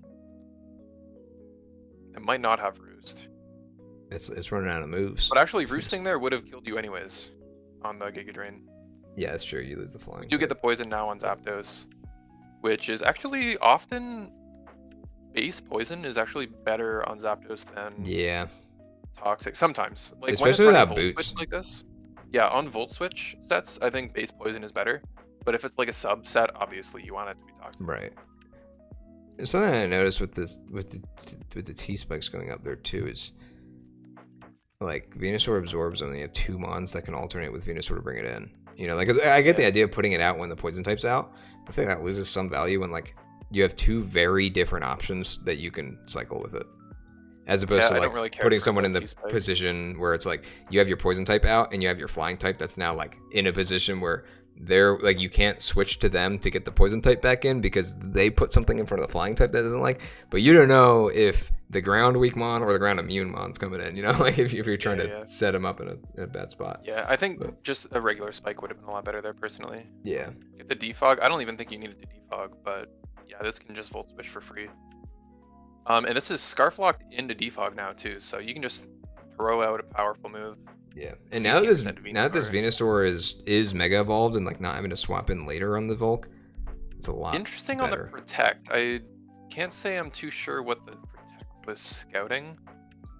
Leech Seed maybe, Maybe. but you don't even have a Leech Seed immunity. So like Yeah, I don't know what not you sure. do with that information. Maybe just seeing if it had Toxic. That's true too. Yeah. I don't Yeah, know, I'm not too because sure. if It felt it like if a it has waste of time.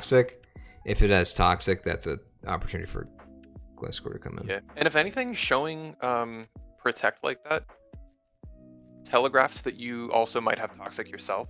Yeah. So I think it actually shows more about your set than it was worth to try and bait out. Yeah, that is one of the risks of running Protect. Now here's what I wonder is why he did that. Again, though, like, are you just stalling 16 Sludge Bombs? Is that the play? It's static Zapdos, too. It's not even pressure.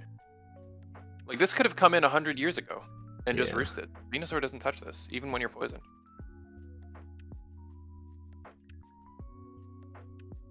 Great Volt Switch. Not doing a whole lot. Oh, There's Earth Power, your nice. You're gonna get the opportunity. heal off. All right, but you have to U-turn Who's here. the with is the Gliscor. Earth U-turn, Power? I U-turn, guess for U-turn. the Nice. Volcanion. That's a great U-turn. Well, hold on, real quick. So you're obviously predicting the Volcanion with the Earth Power. Okay. But I can't imagine Volcanion wants to take a Magma Storm just from the chip on a swap. Like maybe when you're already in front of Heatran, he's not clicking Magma Storm. But if he did click Magma Storm there, I don't think it's a big deal. And worst case scenario, like your Gliscor is basically dead anyways. no, I'm not. I say his decision is fine. I'm saying as the person predicting who's coming in, I wouldn't have expected the Volcanion because I wouldn't think that Volcanion's the best mon to come in, even though he resists the fire or the steel. I think hard Four predicting. times resist both stabs. Does Heatran have toxic? I don't know if it has it here. It's not revealed. I'm saying that if you're predicting who comes in with with the Magma Storm chip, it doesn't care what's resisted or not, right? Like and depending on what the rest of his set is, we haven't seen him go below 100, so maybe he's lefties, and it doesn't matter. But I would just say like if you're trying to take the chip, like I think that Gliscor is the better option to bring in here. So and it's like really bad to Earth Power and give him a free turn to come in on a mon that you do not want to come in at 16% and not have to deal with anything. You know what I mean? Yeah, like that's fair. I think Rocks would have just been better though, honestly. Yeah, I mean anything. I just think that Earth Power was not the thing to click, but because the only thing they could possibly be predicting is the Volcanion, and I don't think that Volcanion was the best swap. I think Volcanion was the best swap. Like, who cares if it takes 12% from the damage over time? It's gonna take 4% from the Magma Storm because it's 4 times. Yeah, but so you take 18. Depending on the Greninja set, though, like you kind of need that Volcanion around because he just kind of walls Greninja. I just Lop always understand. unless it's Battle Bond. Well, Fake Out would still probably do a good chunk to Battle Bond. Yeah. But either way, I'm just saying, like, I don't know if I would have banked it all on the Earth Power there, knowing the other possibility of like either of these mons coming in, who are in bad positions and need to come in and heal, and you're giving them a turn to come in because you're predicting the Volcanion. There's the Rocks. Yeah, maybe he's expecting a swap there too. I think this Gliscor has been played like near perfectly. Yeah. I know it took a lot of chip. I do think that T-Spikes was a mistake over regular spikes, personally. Right. Gliscor's just a wild mon where it's like, it's almost like he almost gets stronger the lower he is because you get that taste for blood and you're like, oh, I gotta finish off that Gliscor, and then he gets in on that turn, on that Earth Power, and suddenly he's at 41% now. He was in kill range to just about any special attack in the game, and now he's at 41%. Nice. Burns are actually that's huge against Venusaur. Underestimated on Venusaur. Yeah, like having no item, this 6% chip every turn really adds up. That's always been like the mega defensive megas poison is just being able to be statused, and even the defensive ones that are only had immune to poison. Yeah, there's always. So with no Leech Seed, this chip really adds up. You're gonna run out of syntheses eventually. Syntheses. Yeah, so here we actually just see straight up like Volcanion is just beating Venusaur. Yeah. 21.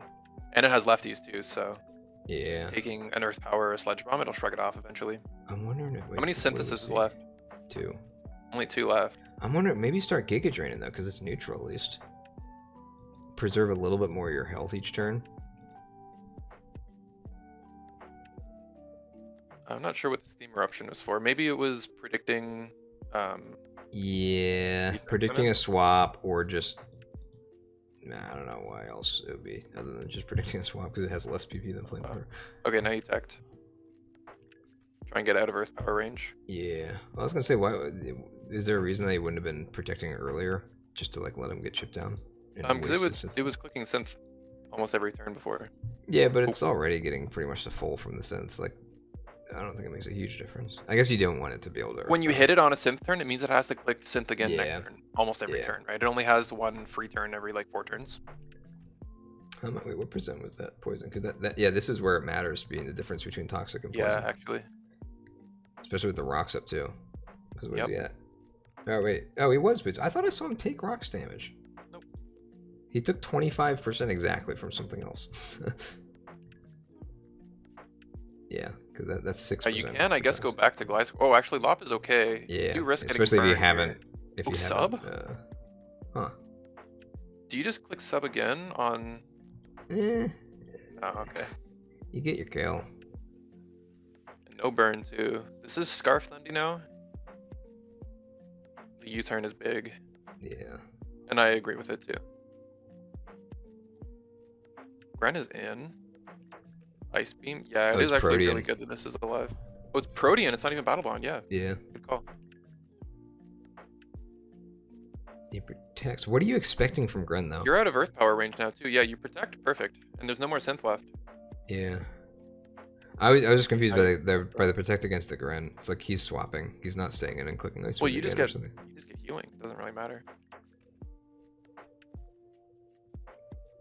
Well, why won't you just like click an attack? You beat everything else except for I guess Chomp. But is Chomp really gonna switch into No. Volcanion? Not likely.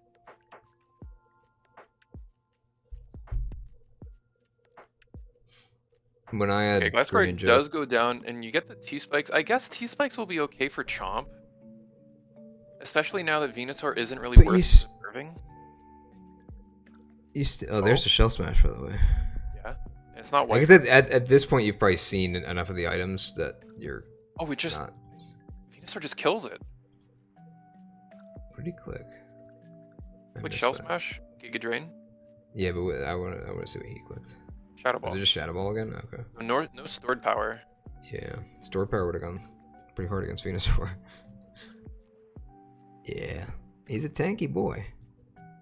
But now, oh, okay, that kills. I was gonna say, why not just fake out and then get more burn chip? But I guess if that kills, then it's a better option. Why If would it you ever kills, fake out on that turn, though? I wasn't sure if he survived the return. 27%? It's clearly Spadef, because it only took like 50 from +2 Shadow Ball. Yeah, that's true. It was plus. I know he's very tanky even without like investment in that specific gun. Oh, The wow, T-Spikes okay, came T-Spike through. mattered. Yeah. No, to be fair, the Rocks chip would have done the same thing. Oh, hold. Ice Punch is weaker than Return. Yeah, against a normal resist. I mean, I guess it would have caught a Garchomp switch. Yeah. Yeah, this was just crazy. The last like 6 turns, it felt like we're kind of autopilot. Yeah. It was just Lop gets to click buttons every time. Yeah. This was super tense. I think the play between Volcanion, Zapdos, and Gliscor was really intense. Yeah. And honestly, it could have changed at the drop of a hat. Screamtail felt kind of useless, but turn 1, tricking getting the the trick off. Thundurus. Yeah. The Thundurus actually having Scarf mattered a lot. Yeah, because it couldn't just click defog without guaranteeing what the next thing it was going to do was not going to do damage. I And do it's feel also like I think it's defog useful. wasn't necessary personally. Probably not, but I think it's useful, especially when you just put Venusaur in and get rid of the spikes. But it's also good to know like Thundy could be a mon that's like just good to know what item it has. Like you tricked it something. Yeah. You never have to predict anymore. Like it's Scarf. Yeah, very true, very true. But there's something I was gonna mention. And even just seeing that Thundy was boots from the start too, meant that even though this was a lead, it was going to be a pivot set, Yeah. right? So like just from turn 1, you already see Or that I a lot mean, about it. if it's boots with defog though on a flying type, that also makes sense. Just like if it's your hazard control, even if it's not a pivot heavy set. Yeah, I mean like boots doesn't tell you that it necessarily will be defog, Yeah, but boots U-turn. but boots does. on a lead means that you plan on That's true, switching yeah. it out. Yeah, You know, otherwise there's no point to be boots lead. You might as well be sash lead, right. right? Like if the Um, plan was to click nasty plot, for example, Yeah, you don't run boots. unless you do plan on coming in later. But no, I know what you mean. Yeah. What I was gonna say with the Gren and the Volcanion, what I was saying, it's like you don't want to take any unnecessary chip on it. The only thing that Gren can do to Volcanion is like an SD rock slide build. Like that's I mean, Specs nothing. Dark Pulse probably hits just as hard. Doesn't hit that hard. It's like surprisingly doesn't hit that Specs hard. Dark Pulse? How much do you think it does? I'll calculate. If he's but AV is a common set on Volt. Is a problem. Like if he's AV, it's almost always boots. I don't think it's almost. I don't know what he's been running, but I think AV Volcanion is common enough that you don't want to rely on just the spec set to be able to break through it.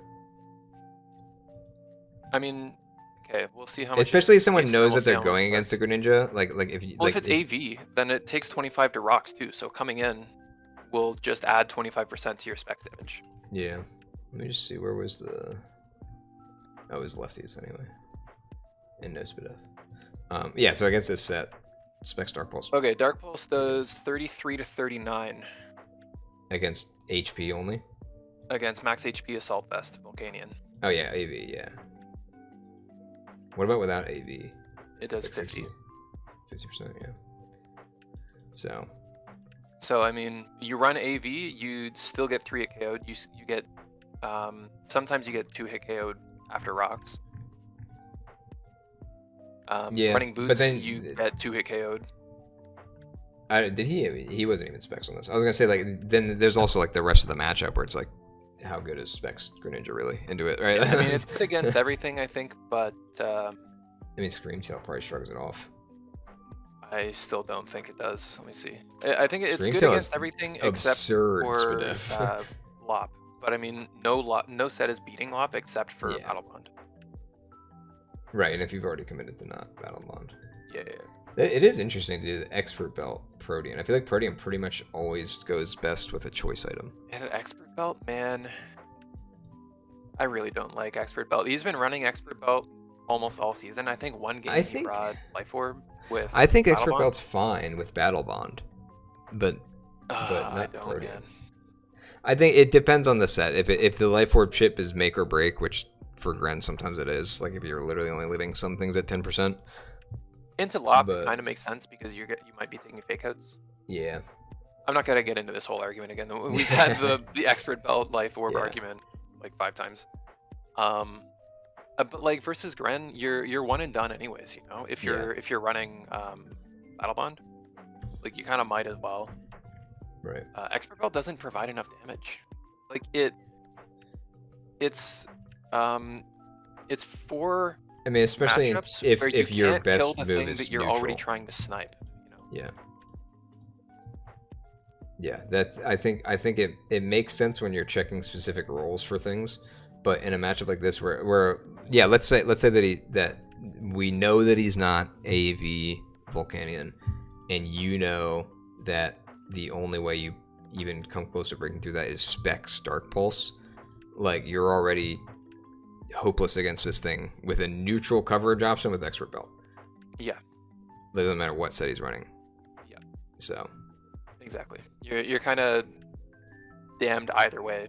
Yeah, I guess in shorter terms, Expert Belt is not a good broad coverage option because a lot of times for mons like this, you kind of rely on your neutral coverage hitting things pretty hard, or like not having a good dark swap or not having a good water swap. And that just honestly, doesn't most really of the apply with time, Expert Belt. teams don't have good dark Yeah. switches, which is Oh, I've that's noticed just that. so damn good. Yeah. So. Yeah. Well, either way, I think this was a really good game. I disagree Yeah. with T-Spikes being the hazard of choice personally, Yeah, especially against and the Swords. priority that Gensuzu had on removing them specifically. Mhm. But I think that's his style. He's kind of a perfectionist where like things need to be by the books, and the book says to remove hazards. You know. Yeah. So I think that's very his style. Honestly, I don't think his style has really been working out this season, and I believe last season either. I mean, what's his record now? After that, Gensuzu's 1-5, which is obviously a surprise to people. I know a lot of Yeah. people, a lot of the like SDL critters who like that was their main league for a while know Gensuzu as an OG like SDL winner, and like just know him as a good like top player. And I know that he has it in him. Last few seasons haven't been it for him. Maybe Gen 9 hasn't been good to him. Maybe he's been drafting experimental stuff. Maybe he just hasn't had the time to put into it. maybe he's out of his league. I don't know. There's a lot of possibilities there. Yeah, I don't know. I mean, maybe he's doing multiple leagues at once too. Like, I know that messes with people. I don't believe so. Just from what I know, I think he's only really in a couple leagues, because I think the Team China thing has ended recently. Oh, okay. Yeah, but I mean, hey, I think it was still a good game. I don't think we ever see Gensuzu just flop, right? This obviously was not a flop game. Yeah. It took Dondi, who's a top seed, a top hustle seed, to one mon remaining. I don't know. It was a good game. I think it was entertaining. I think that, like I said, a couple things that I disagree with, but I think as played near perfectly with Gliscor and Zapdos, I think he brought a lot of the right sets.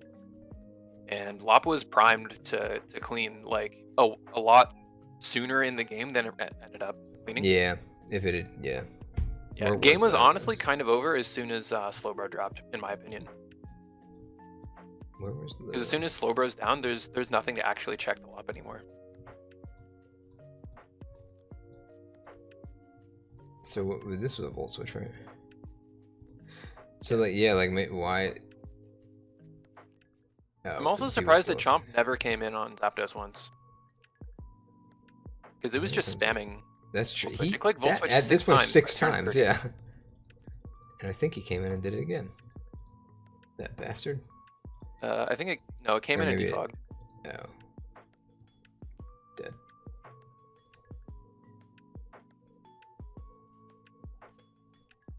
But Yeah, still here, cool. it like a volt switch happens and you're still in the game. I don't know. Yeah. It's all good. GG. I think let's just quickly go over the final standings for each, and then I guess Yeah, I gotta we bring call those it up. there. Go bring those up.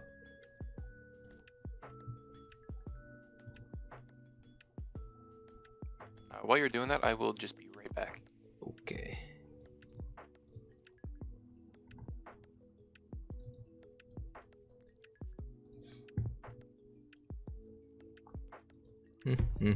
Alright, let's see what we got. We want to go to the dock, which will be this screen.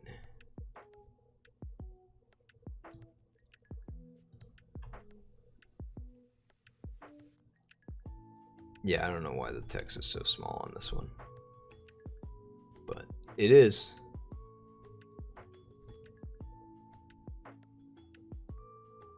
And now we wait.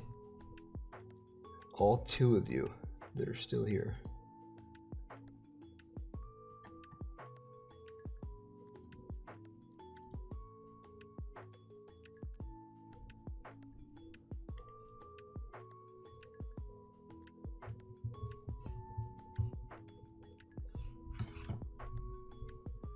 Well, in the meantime, let's see what's going on around the rest of the league. So we got Phillies are currently leading the Rangers 10-4 in the bottom of the 7th.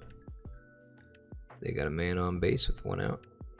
Nick Castellanos reached on a fielding error by shortstop Corey Seager.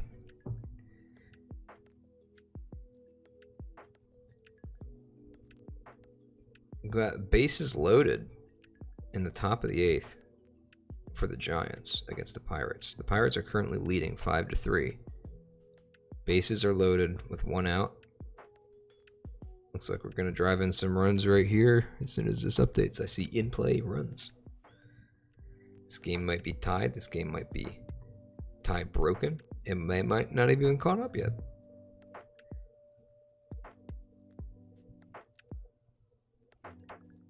Oh, they got 1 out. Ground out.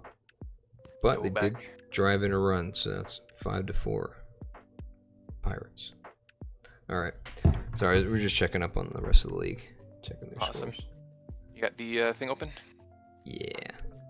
Can't see it if you're showing me. It might be on stream though. I'm not sure. Did it not transition? Do you see it on like the right hand side? Not on Discord, no, but it is on the stream. So. Wait, it's you're looking not at on Troy right now? Discord? No, it's not. Are you sure? Yeah. Wait, you see my OBS though, right? I see your OBS. Yeah. It's okay. It doesn't matter. I know what you're looking at. Did it So I'll not just open up the Truant, transition? and then let me know when you're switching. What does it say now? I might have had it flipped. Yeah, it shows it now. It's weird. So it only shows you like the small preview window. Because my whole OBS screen has like both of them up. So it's just showing you Okay, the so current anything stand out to you with Truant right now? There is one incomplete game, just for the record. There's an extension for Bobozab versus Thandis.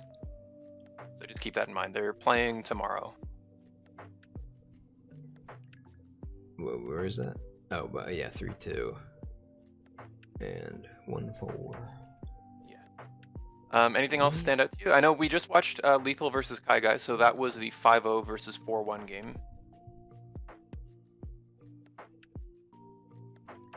Hold on, I think this is still messed up. Let me transition this back, and I'm gonna. I'm not even watching the Discord stream anymore, dude. Don't worry. Okay. Because I think you're seeing the preview and not the one that's actually I'm not live. even watching it. I'm just looking at. There's just one up now, so it's okay. All right. Yeah, we got it up here. Okay, so we watched Lethal versus Kai Guy. That did put Lethal at 6-0, and Lethal was a Swarm devotee. I think we've mentioned that before. Yep. And I think pretty much unanimously, people are assuming that next season he's just going to be He's just going back to Swarm. Yeah. Which You can have honestly, my I spot. don't have a problem with. Don't have a problem with that at all. If anything, I think demoting somebody can often be a fire under them, right? That gets them hyped up and makes them perform better. And maybe, I know that Lethal wasn't very happy with his performance in last season and was getting kind of burnt out. Yeah, just going through a and, like, steamroll just- can be nice. Yeah, was in his own head. And, well, not even being able to steamroll, but I think getting a couple wins to start to get going again Mhm. has done a lot for him. And, I mean, I think the team is just good, and he's just performed well. Yeah. And I also think, like I mentioned before, I think people underestimate a lot of the Truant players. Like, there are some who are obviously like Truant lifers who are just kind of around to hang out and like aren't looking for promotions. But about half the division, if not more, are people looking to improve, get better, and promote, and who are trying and who are legitimately decent players, right? Yeah. So it's not like we can just take whatever like bottom of the barrel record from last season in Swarm, put them in Truant, and they will always be doing well.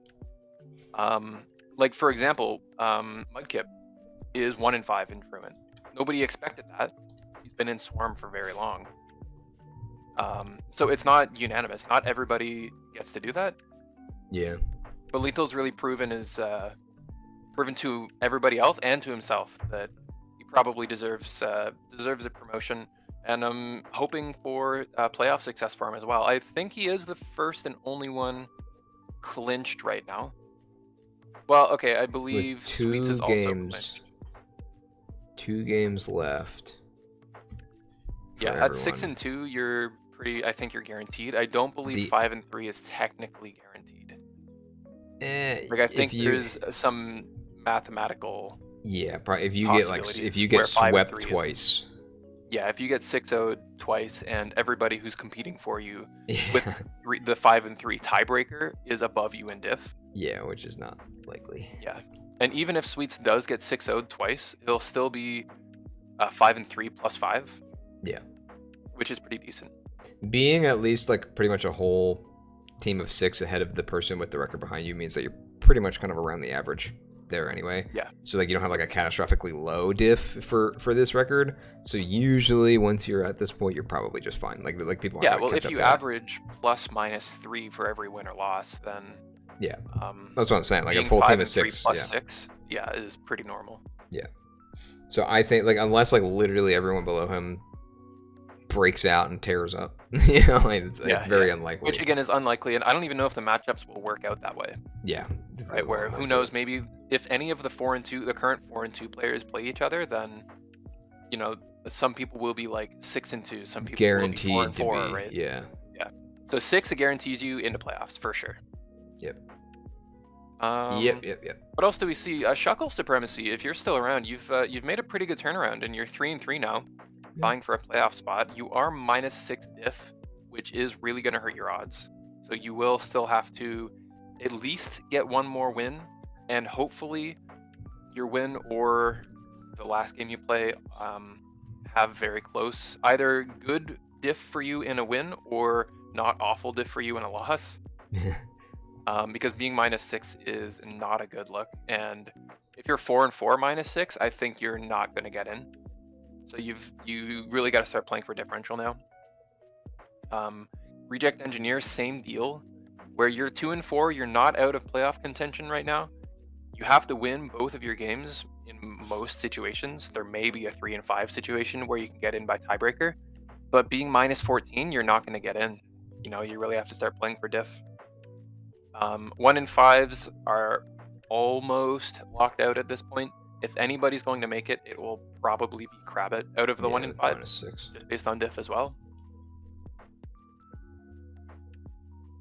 I believe also last time we looked at the standings, Neon was 4-0, and he's now 4-2. That would have been 2 And weeks I'll ago. read out the players that Neon has beaten versus the players that Neon has lost to. So just looking at the standings, he's lost to Krabbit, who's 1-5. Or sorry. He beat Krabbit, who's 1-5. He beat Mudkip, who's 1-5. He beat Shuckle Supremacy, who at the time was like 0-2 or something, but is now 3-3. So good job, Shuckle. And he beat Itsuki, who is 1-5. Lost to Tony and lost to Snivy. They were both 4-2. Yeah. So Oh wait, is this Tony? Tony's 3-3. 3-3. Tilted Tony. He's in 9th. And then yeah, so he's played almost entirely, actually entirely, except for his loss, people not in a playoff position. Now, Yeah. if we look at Lethal, his wins are against Sweets, Bobo, Zathandis, Carnveer, Stormtide, and Kaigai. Half of those are up here. So Almost all of those, I believe like 4 out of those 6 are in playoff positions, if not the top playoff position. Like yeah, like Sweets it's and Kaigai it's Sweets' and only Stormtide, loss. literally. Sorry? It's Sweets' only loss. Yes. No. Yeah. It's sorry, Lethal I thought you said beating Sweets Sweets. is his only loss. Yeah. Yeah. So Lethal's been putting up numbers against people who are also putting up numbers.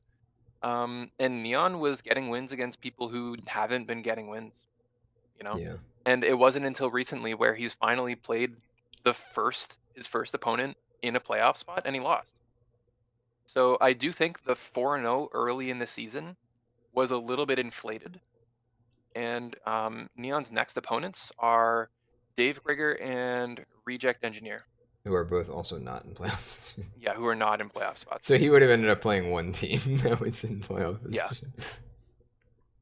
So do I think he'll make that's how it playoffs? turns It's out. very likely that he makes playoffs based on trends and if his opponents do as well as their records indicate that they should do. Then like he should probably end maybe 5-3 if we were to be generous to his opponents. I think 5-3 is pretty good. But let me actually look at the overall strength of schedule.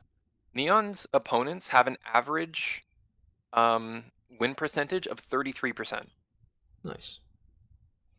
which That's is a- the that's a lowest out third of of their anybody in games. the league, just for the record.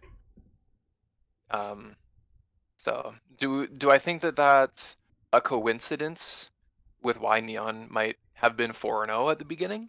Definitely not a coincidence.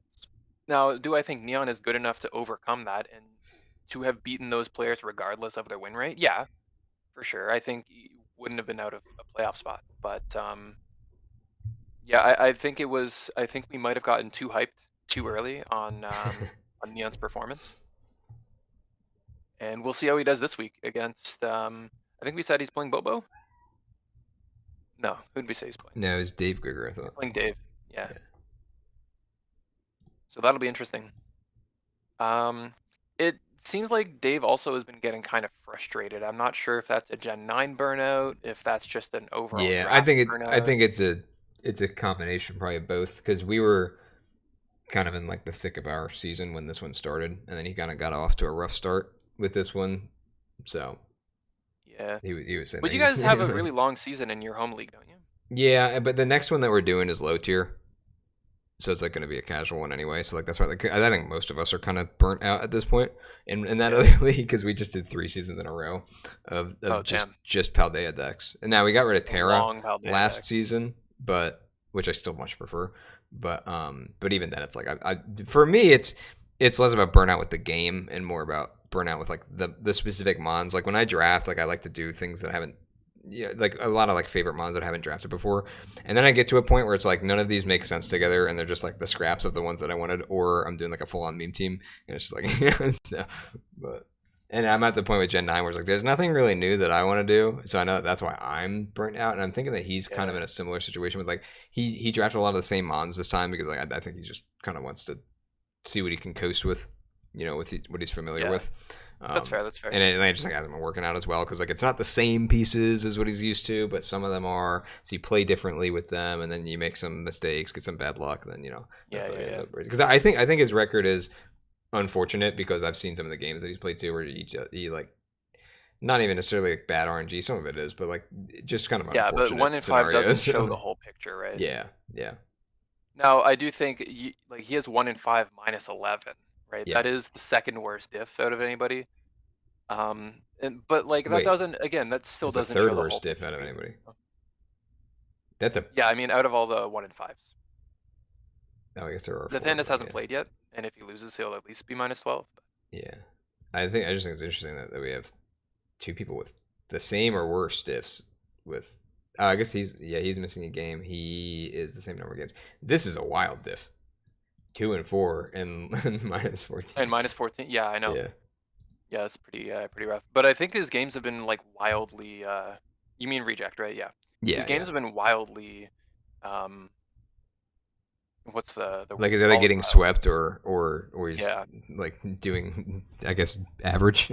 Yeah, yeah. It's either like a close game or a blowout for the opponent. So that's definitely not the end of you don't want to be on the receiving end of that. You want to be on the other end for diff. And diff historically has been a really big factor for having people get in. Like for example, we see Tony right now, which I do think that Tony's team deserves a playoff spot. And if Tony doesn't get in based on being 3-3 with not great diff, like being -1, that's a pretty tough pill to swallow. But that's the reality of it, and that's how even like really close battles for playoff spots in Hustle have come down to like Goater missing playoffs twice, I believe, off of diff, being 4-4. Um, I think I might have made it in by diff once and lost out of diff by once. I don't remember, but I don't know. It's a real thing that you should be playing for through the whole season, and it looks like Reject was playing for the win more than playing for diff, and it's caught up where now he's -14. Any other quick standouts before I think we should move on to Swarm? I think I'm ready to move on to Yeah, Swarm. cool. We've been on Druid for a while. So here's Swarm. Okay. So And now I Big think Luke we've with spent the enough big time on- Toad. Toad's up at number 1.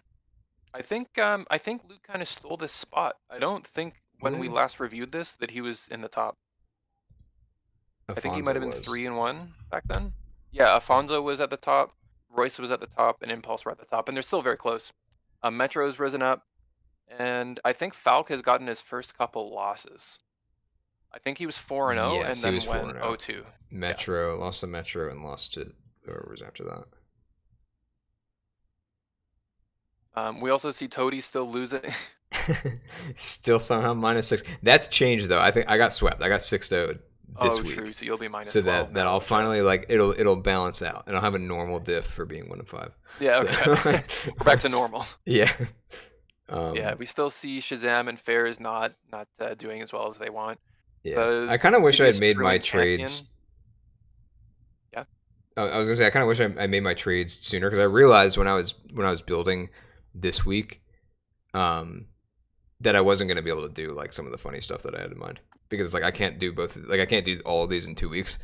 So one of them was the trick room with the Wigglytuff, which is what I ran this week, and I messed it up. Yeah. Because I I saw don't you ever got a run trick room. competitive boost, and then it did like negative damage. Well, it's because it was unaware Clef, and I didn't see Clef on his team.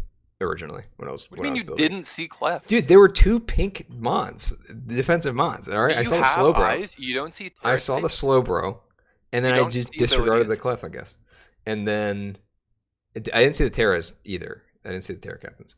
But yeah, no, that was yeah, kind I of would all of my do that. Mons were set up. Like I don't think I don't think I had any like choice breaker Mon on this team, which like I would have needed. Actually, no, I wouldn't have needed that. Copper Raja would have killed Clef with Heavy Slam. But yeah, no, that I never played Trick Room. I like there was literally just like, oh, I'm gonna run the funny Trick Room set with my Copper Raja on Wigglytuff, and then I didn't click Trick Room on the turn that I should have clicked Trick Room, and then I lost to Garchomp, who set up on the turn that I should have clicked Trick Room. Yeah. And Fennec then says strange to see Corey at 12th. I agree, especially since Which 12th Corey day? previously was a Hustle player and did fairly well in Hustle. And then was demoted, did fairly well last regular season in Swarm, And and did then well this in time just PGA. hasn't really been able to pop off. And that's right, he did really well in PGA as well. So yeah, it is odd to see him down there. I mean, I don't know what priority players have on their their performance in every league. Yeah. Like people play in other random leagues to just kind of dick around and try stuff out. Not that I'm saying that Corey is just throwing or that it looks like he's not trying, but it's just hard to tell. And I would have normally held Corey to a higher standard. I don't think it's the end of the world. Like we know he's a good player, just like Gensuzu is like what 1 in 5 now in Hustle. We know he's a good player. There's a lot more to player skill and rapport than just like record. Yeah. It's just hard to use anything objective without looking at record, right? Like that's kind of the only empirical data that you have to judge someone's skill. Probably in off season. Yeah, I mean it happens. I mean hell, I totally forgot, but I am also what 02, 03 in the Legends Arceus League. I don't remember. Well, that's just like that's a skill thing. You're just not good. That's a skill issue. No, but it's like the kind of thing that people want different things from different leagues, Yeah. And like I wouldn't say I'm trolling. I want to win it all in But, this league, like, right? Yeah, well, I mean, I would definitely try less hard in that league than I would in my home league. Yeah. And I consider this my home league. I don't know what Corey considers his home league if he has one. Yeah. He's So, homeless. He's homeless. Yeah. Yeah. Oh, it also kind of sucks though being thrown into the division with like the top 6 players that are just in the league in general. What do when you I'm mean? trying out some like goofy Oh, stuff. when Yeah. you're yeah. I thought you were saying Corey's like, what Yeah, do you mean? it's like there's two True. divisions, Or in and Swarm. it's 2 divisions that I believe were randomly assigned. And one division is just like all of the sweaties, and the other division is like 3 casuals and Metro. Sounds let like me they're double check. accurately divided. Yeah. So 4 casuals in the other league. Okay, sorry. It's like 2 casuals, Skyhops, Monkey Boy, Metro, and one guy I don't know. Monkey Boy must be popping off. But Actually, he is. He looks 2-0. I think it's week 3, isn't it? I don't know. It's okay. You're asking me. I don't know. I'm kind of just talking aloud. It's things like that where like I'm not self-conscious in my player skill. I know like how I play, and I'm not like if I have a losing record, I'm not worried that, oh no, people are gonna think I'm a bad player now. Like, people lose, first of all. Like actually Max I think is I just lost to Max, and before that he was 0-2. Do I think Max is a bad player? No. I think don't know. that just means But that at the you're same both time, bad. do I Like think if that you're both bad and one of you lose to the other, it just means that you're both worse. True, very true. It's all good. I've gotten my point across. Yeah, I don't think record is like the be all end all. Well, especially in But a it small is sample a size. cool indication that we can talk about and talk shit about. Yeah, you can. It's definitely something that you have to analyze in like a game by game basis. Like you can, especially like if you're just breaking it down by like individual seasons, like even 8 games. Like yeah, like if you see somebody's 8-0 or 0-8, generally you get a decent idea, right? Or like, but Yeah. also I mean, like, I expect that I'm going to be 0-5 by the end of the season. yeah, but like you would also bring in like, oh, what are the other leagues that they played in? What is this meta? Like, what have they played this meta before? Have they used this team before? Are they using a really janky team in general? Are they using, like some strat that they're not used to, or like, or do they just match up really poorly into their week? Like there are some times where it's like 8 games and you draw 3 or 4 of them that are just really bad matchups, and then your other 4 are like games that you have to, like maybe you have a good matchup in there, and it's not necessarily everything. Again, like a good player should be able to win those games. It doesn't mean they're going to every time, right? Like it's and a lot of it comes down to draft too, and like you said, matchups and and then at the end of the day, past all that, the ultimate equalizer of competitive Pokemon, RNG. Like sometimes a game is literally lost to just one bad RNG roll. If that one game is in the context of, okay, 2 bad matchups, okay, one game that was really close, made one mistake at the end, and it could have gone either way. Like that could be 5 losses right there. Just like looking at like just a couple of those, and maybe the wins were really good. Maybe they did a really good job on those wins. But you look at the record, it's like 2-8. It's like, okay, well, is that a good player or not? I don't know. You have to watch the replay. And I think it's fair to say, like in a league like this where we have 3 different divisions of like wildly varying skill levels, that most people could probably tell you who a good player and a bad player in the league is, and they're not going to be looking at the scoreboard to tell you that. Yeah, exactly. Yeah, well, anyways, I think we just have one division left. I think let's get through that and we'll close this off. Here's the last division. Okay. I don't think anybody's particularly surprised by a lot of the standings. Again, I think it's pretty much just Ginsuzu down in 15th. Oh, wasn't Jorson undefeated before? A little bit of a surprise. And Zap and Trace being down low. I think both of them have had a forfeit loss, just for clarity. Okay. I don't think anybody's too surprised by the turnout right now. Maybe except for the fact that Monkey Boy has a win. I'd be surprised by that. Surprising. Yeah.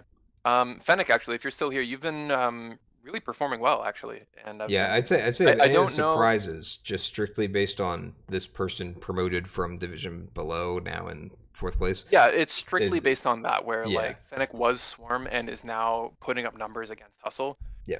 It's never been a thing of me doubting Fennec. It's like you've been put into a harsher environment and have been thriving, and that's the surprise, right? Where it's usually people would be kind of down a little bit lower. Like, for example, you see Banhara, who I believe was Swarm. Actually, I don't remember if Banhara was Swarm. She was Swarm last time. Yeah. And is now 1-5. Do I think that there's a correlation? Yeah. Maybe, but I don't think, like, similarly, I wouldn't have been surprised if Banhara had done well. Yeah. It just would have been like it never from a place of doubting Banhara, but like you don't expect somebody being promoted to be in the top 4, let alone in a playoff spot, you know? Yeah. Or sorry, other way around, in a playoff spot. Yeah, I was gonna say like in a. Yeah. Yeah, I mean top 4 I can understand, but a playoff spot, like. Yeah. Yeah. I would say that I think there's also like there's some level of like just skill aside, adapting to a new skill level around you, like regardless of if you are as skilled as the people in the division that you moved up to, or if you're more skilled than the people in the division that you dropped down to, there's still a time period of like figuring out how that group plays. Like not everyone's going to play the same, but like I've made some mistakes in like going between this league and my home league. Like just I had gotten into habits of being like, okay, these guys do not know how to play around this, or like this is like always my first option here. It might not have been what I was doing before in NBA, but it was working well over there, and I'm used to doing that. Okay, bring it over here. It's like, oh yeah, people play differently over here. Like people this doesn't work anymore. Yeah, and it's like certain things that go both ways. While we have Fennec around, do you have any insight? You can just type in chat. Any insight on like any actual differences you've seen playing in both Swarm and in Hustle in just the last like a couple seasons, as well as do you think obviously your Terra Lendo has been popping off. Do you think you're being carried by that? Like if it wasn't a Terra captain, for example, or if you just didn't have Lando, do you think you would be in the position you're in right now? Sorry, I know that's a lot of questions all at once, but I'm curious to pick your brain. So let me know, respond whenever, and I'll read up on it. But We can also put you in jail if you want to talk to us. that's okay. I gotta get going soon. It's almost Okay. it's almost 10. So He doesn't want to talk to you. yeah. No, there's a new Weeb Gotcha game coming out at 10 that I've been hyped about for like a month. That I already have pre-installed, and a bunch of my friends are getting ready to play. So I just want to be done by 10. You know what? I think I'm done too now after hearing. Yeah, that. GG. Yeah, you're gonna go play the Weeb Gotcha game with me, right? No, I'm gonna play Paper Mario at midnight though, Sick. because that is Midnight releasing. specifically. Well, that's when it releases. Oh, sick. Cool. Yeah, that's why I was trying to yeah, get it's my good to stuff see, done today. You know. Yeah. It's good But, to see Sweet Sorrows still up near the top. Oh, we I got an think he's- answer. Yeah, I'll just finish this point. I think he's almost always been near the top. Same as I think Jortson. Jortson, I has- think, was undefeated until like the last time I looked at this. Yeah, and honestly, I think this might be one of the first times that Overmat might have or has had a close record. Actually, I think there's been one time where I think he ended 5-3 one season. And I do think it's a little out of character. Usually, I think he's a little higher, but I think people are catching up. Yeah. Honestly. Okay, I've noticed there is a much tighter margin of error in Hustle. For one thing, games are a lot closer. Yeah. True. Except for the most recent game that you just played in Hustle. Yeah, that versus wasn't Zap. close. Yeah. Yeah, all good. No, the difference What was do you- that he had a tighter margin of error, and Oh, yeah. he fell And into he that lost. margin. Yeah. So Lando won. Yeah. Yeah. So what do you think about Lando and your performance? Like, The Terra obviously, Lando. it's correlated. The Terra Lando that we said was a bad idea. So, yeah, I am interested because I've never used it, but I do still I am still of the opinion that ground flying is just it's hard to want to switch off of that. But Yeah. obviously on an offensive setup mon, sure, having Terra to hit harder is Yeah. good. Especially right? if you're keeping one of those types anyway. Yeah. Like if you're going like it's been Terra flying. I think last time it was poison. Yeah. Yeah, Lando good, true. Very true. Yeah, well, Very it's good to get your insight. Polito's been doing well, 3-3, not surprised. DJ Barrera's pulled it back up. Riceman has pulled it back up. I think both of them they both had very losing records, but they've pulled it back and they're almost in a playoff spot. They're just missing out on diff. Funny enough, actually, there's two people in 8th and 9th between Goder and Riceman who are both 3-3 at -1 diff. Yeah. And it's Yeah, and that's the tiebreaker. Is that a head-to-head tiebreaker or is that an alphabetical tiebreaker? There is I don't remember. I I'm don't think I I'm used sure it's not head-to-head as a programmed. Yeah, tiebreaker. it's probably not programmed into this. Let me. Even if I'm that's just what you gonna end up quickly doing. open this playoff tab. I bet it is alphabetical right now, so I would think that's So strength of schedule is actually calculated right now. interesting. Let me actually see. I'm just checking the other ones for anyone else that's the same record and same diff. Here's a 4-2. Okay, this one's also happens to be alphabetical. 4-2 plus 7. And I don't think there are any others that match up. So okay, well, 2 of them are alphabetical. Yeah, But true. but you can see that it's strength of schedule. The strength of schedule is actually just completely correlates with where you are alphabetically. True. Well, there is actually something to say. If you're 0-8 by the end of the season, naturally you will be more likely to have a higher strength of schedule because you're Because contributing you gave to the everyone wins that your wins. opponents Yeah. have. Exactly. Yeah. So I noticed that's that often- mine is. that's is often like why that. you'll see people at the top of the leaderboards with low strength of schedules. But that's just the inherent, that's just how strength of schedule works. Yeah, But that especially makes it with even 8 more games. impressive. Makes it even more impressive when you see people at the top of the division with positive strength of schedules. Right? So Yeah. for example, in Truant, Lethal Blue has okay. He's actually not as high as I thought, but it's almost a 0.5, like a 50% win rate in all of his Yeah, opponents. a 6-0. Who else is at the tops of the divisions? We've got Luke, Afonso, I mean, you have a Royce. couple people over 0.5 in. Oh wait, but that's not the leading the division. Yeah, Yeah. exactly. That's just the highest strength of schedules. Maybe we should put strength of schedule on the standings just so it's more clear. Eh, I think that would clutter the standings. I think it's fine to I just think, flip to the next page yeah, and I let think it looks people pretty know. clean right now. Yeah. I would. I was just gonna point out that for mine, it's funny because I have like I was looking at my matches, which is gonna look formatted stupid because I'm not gonna flip tabs.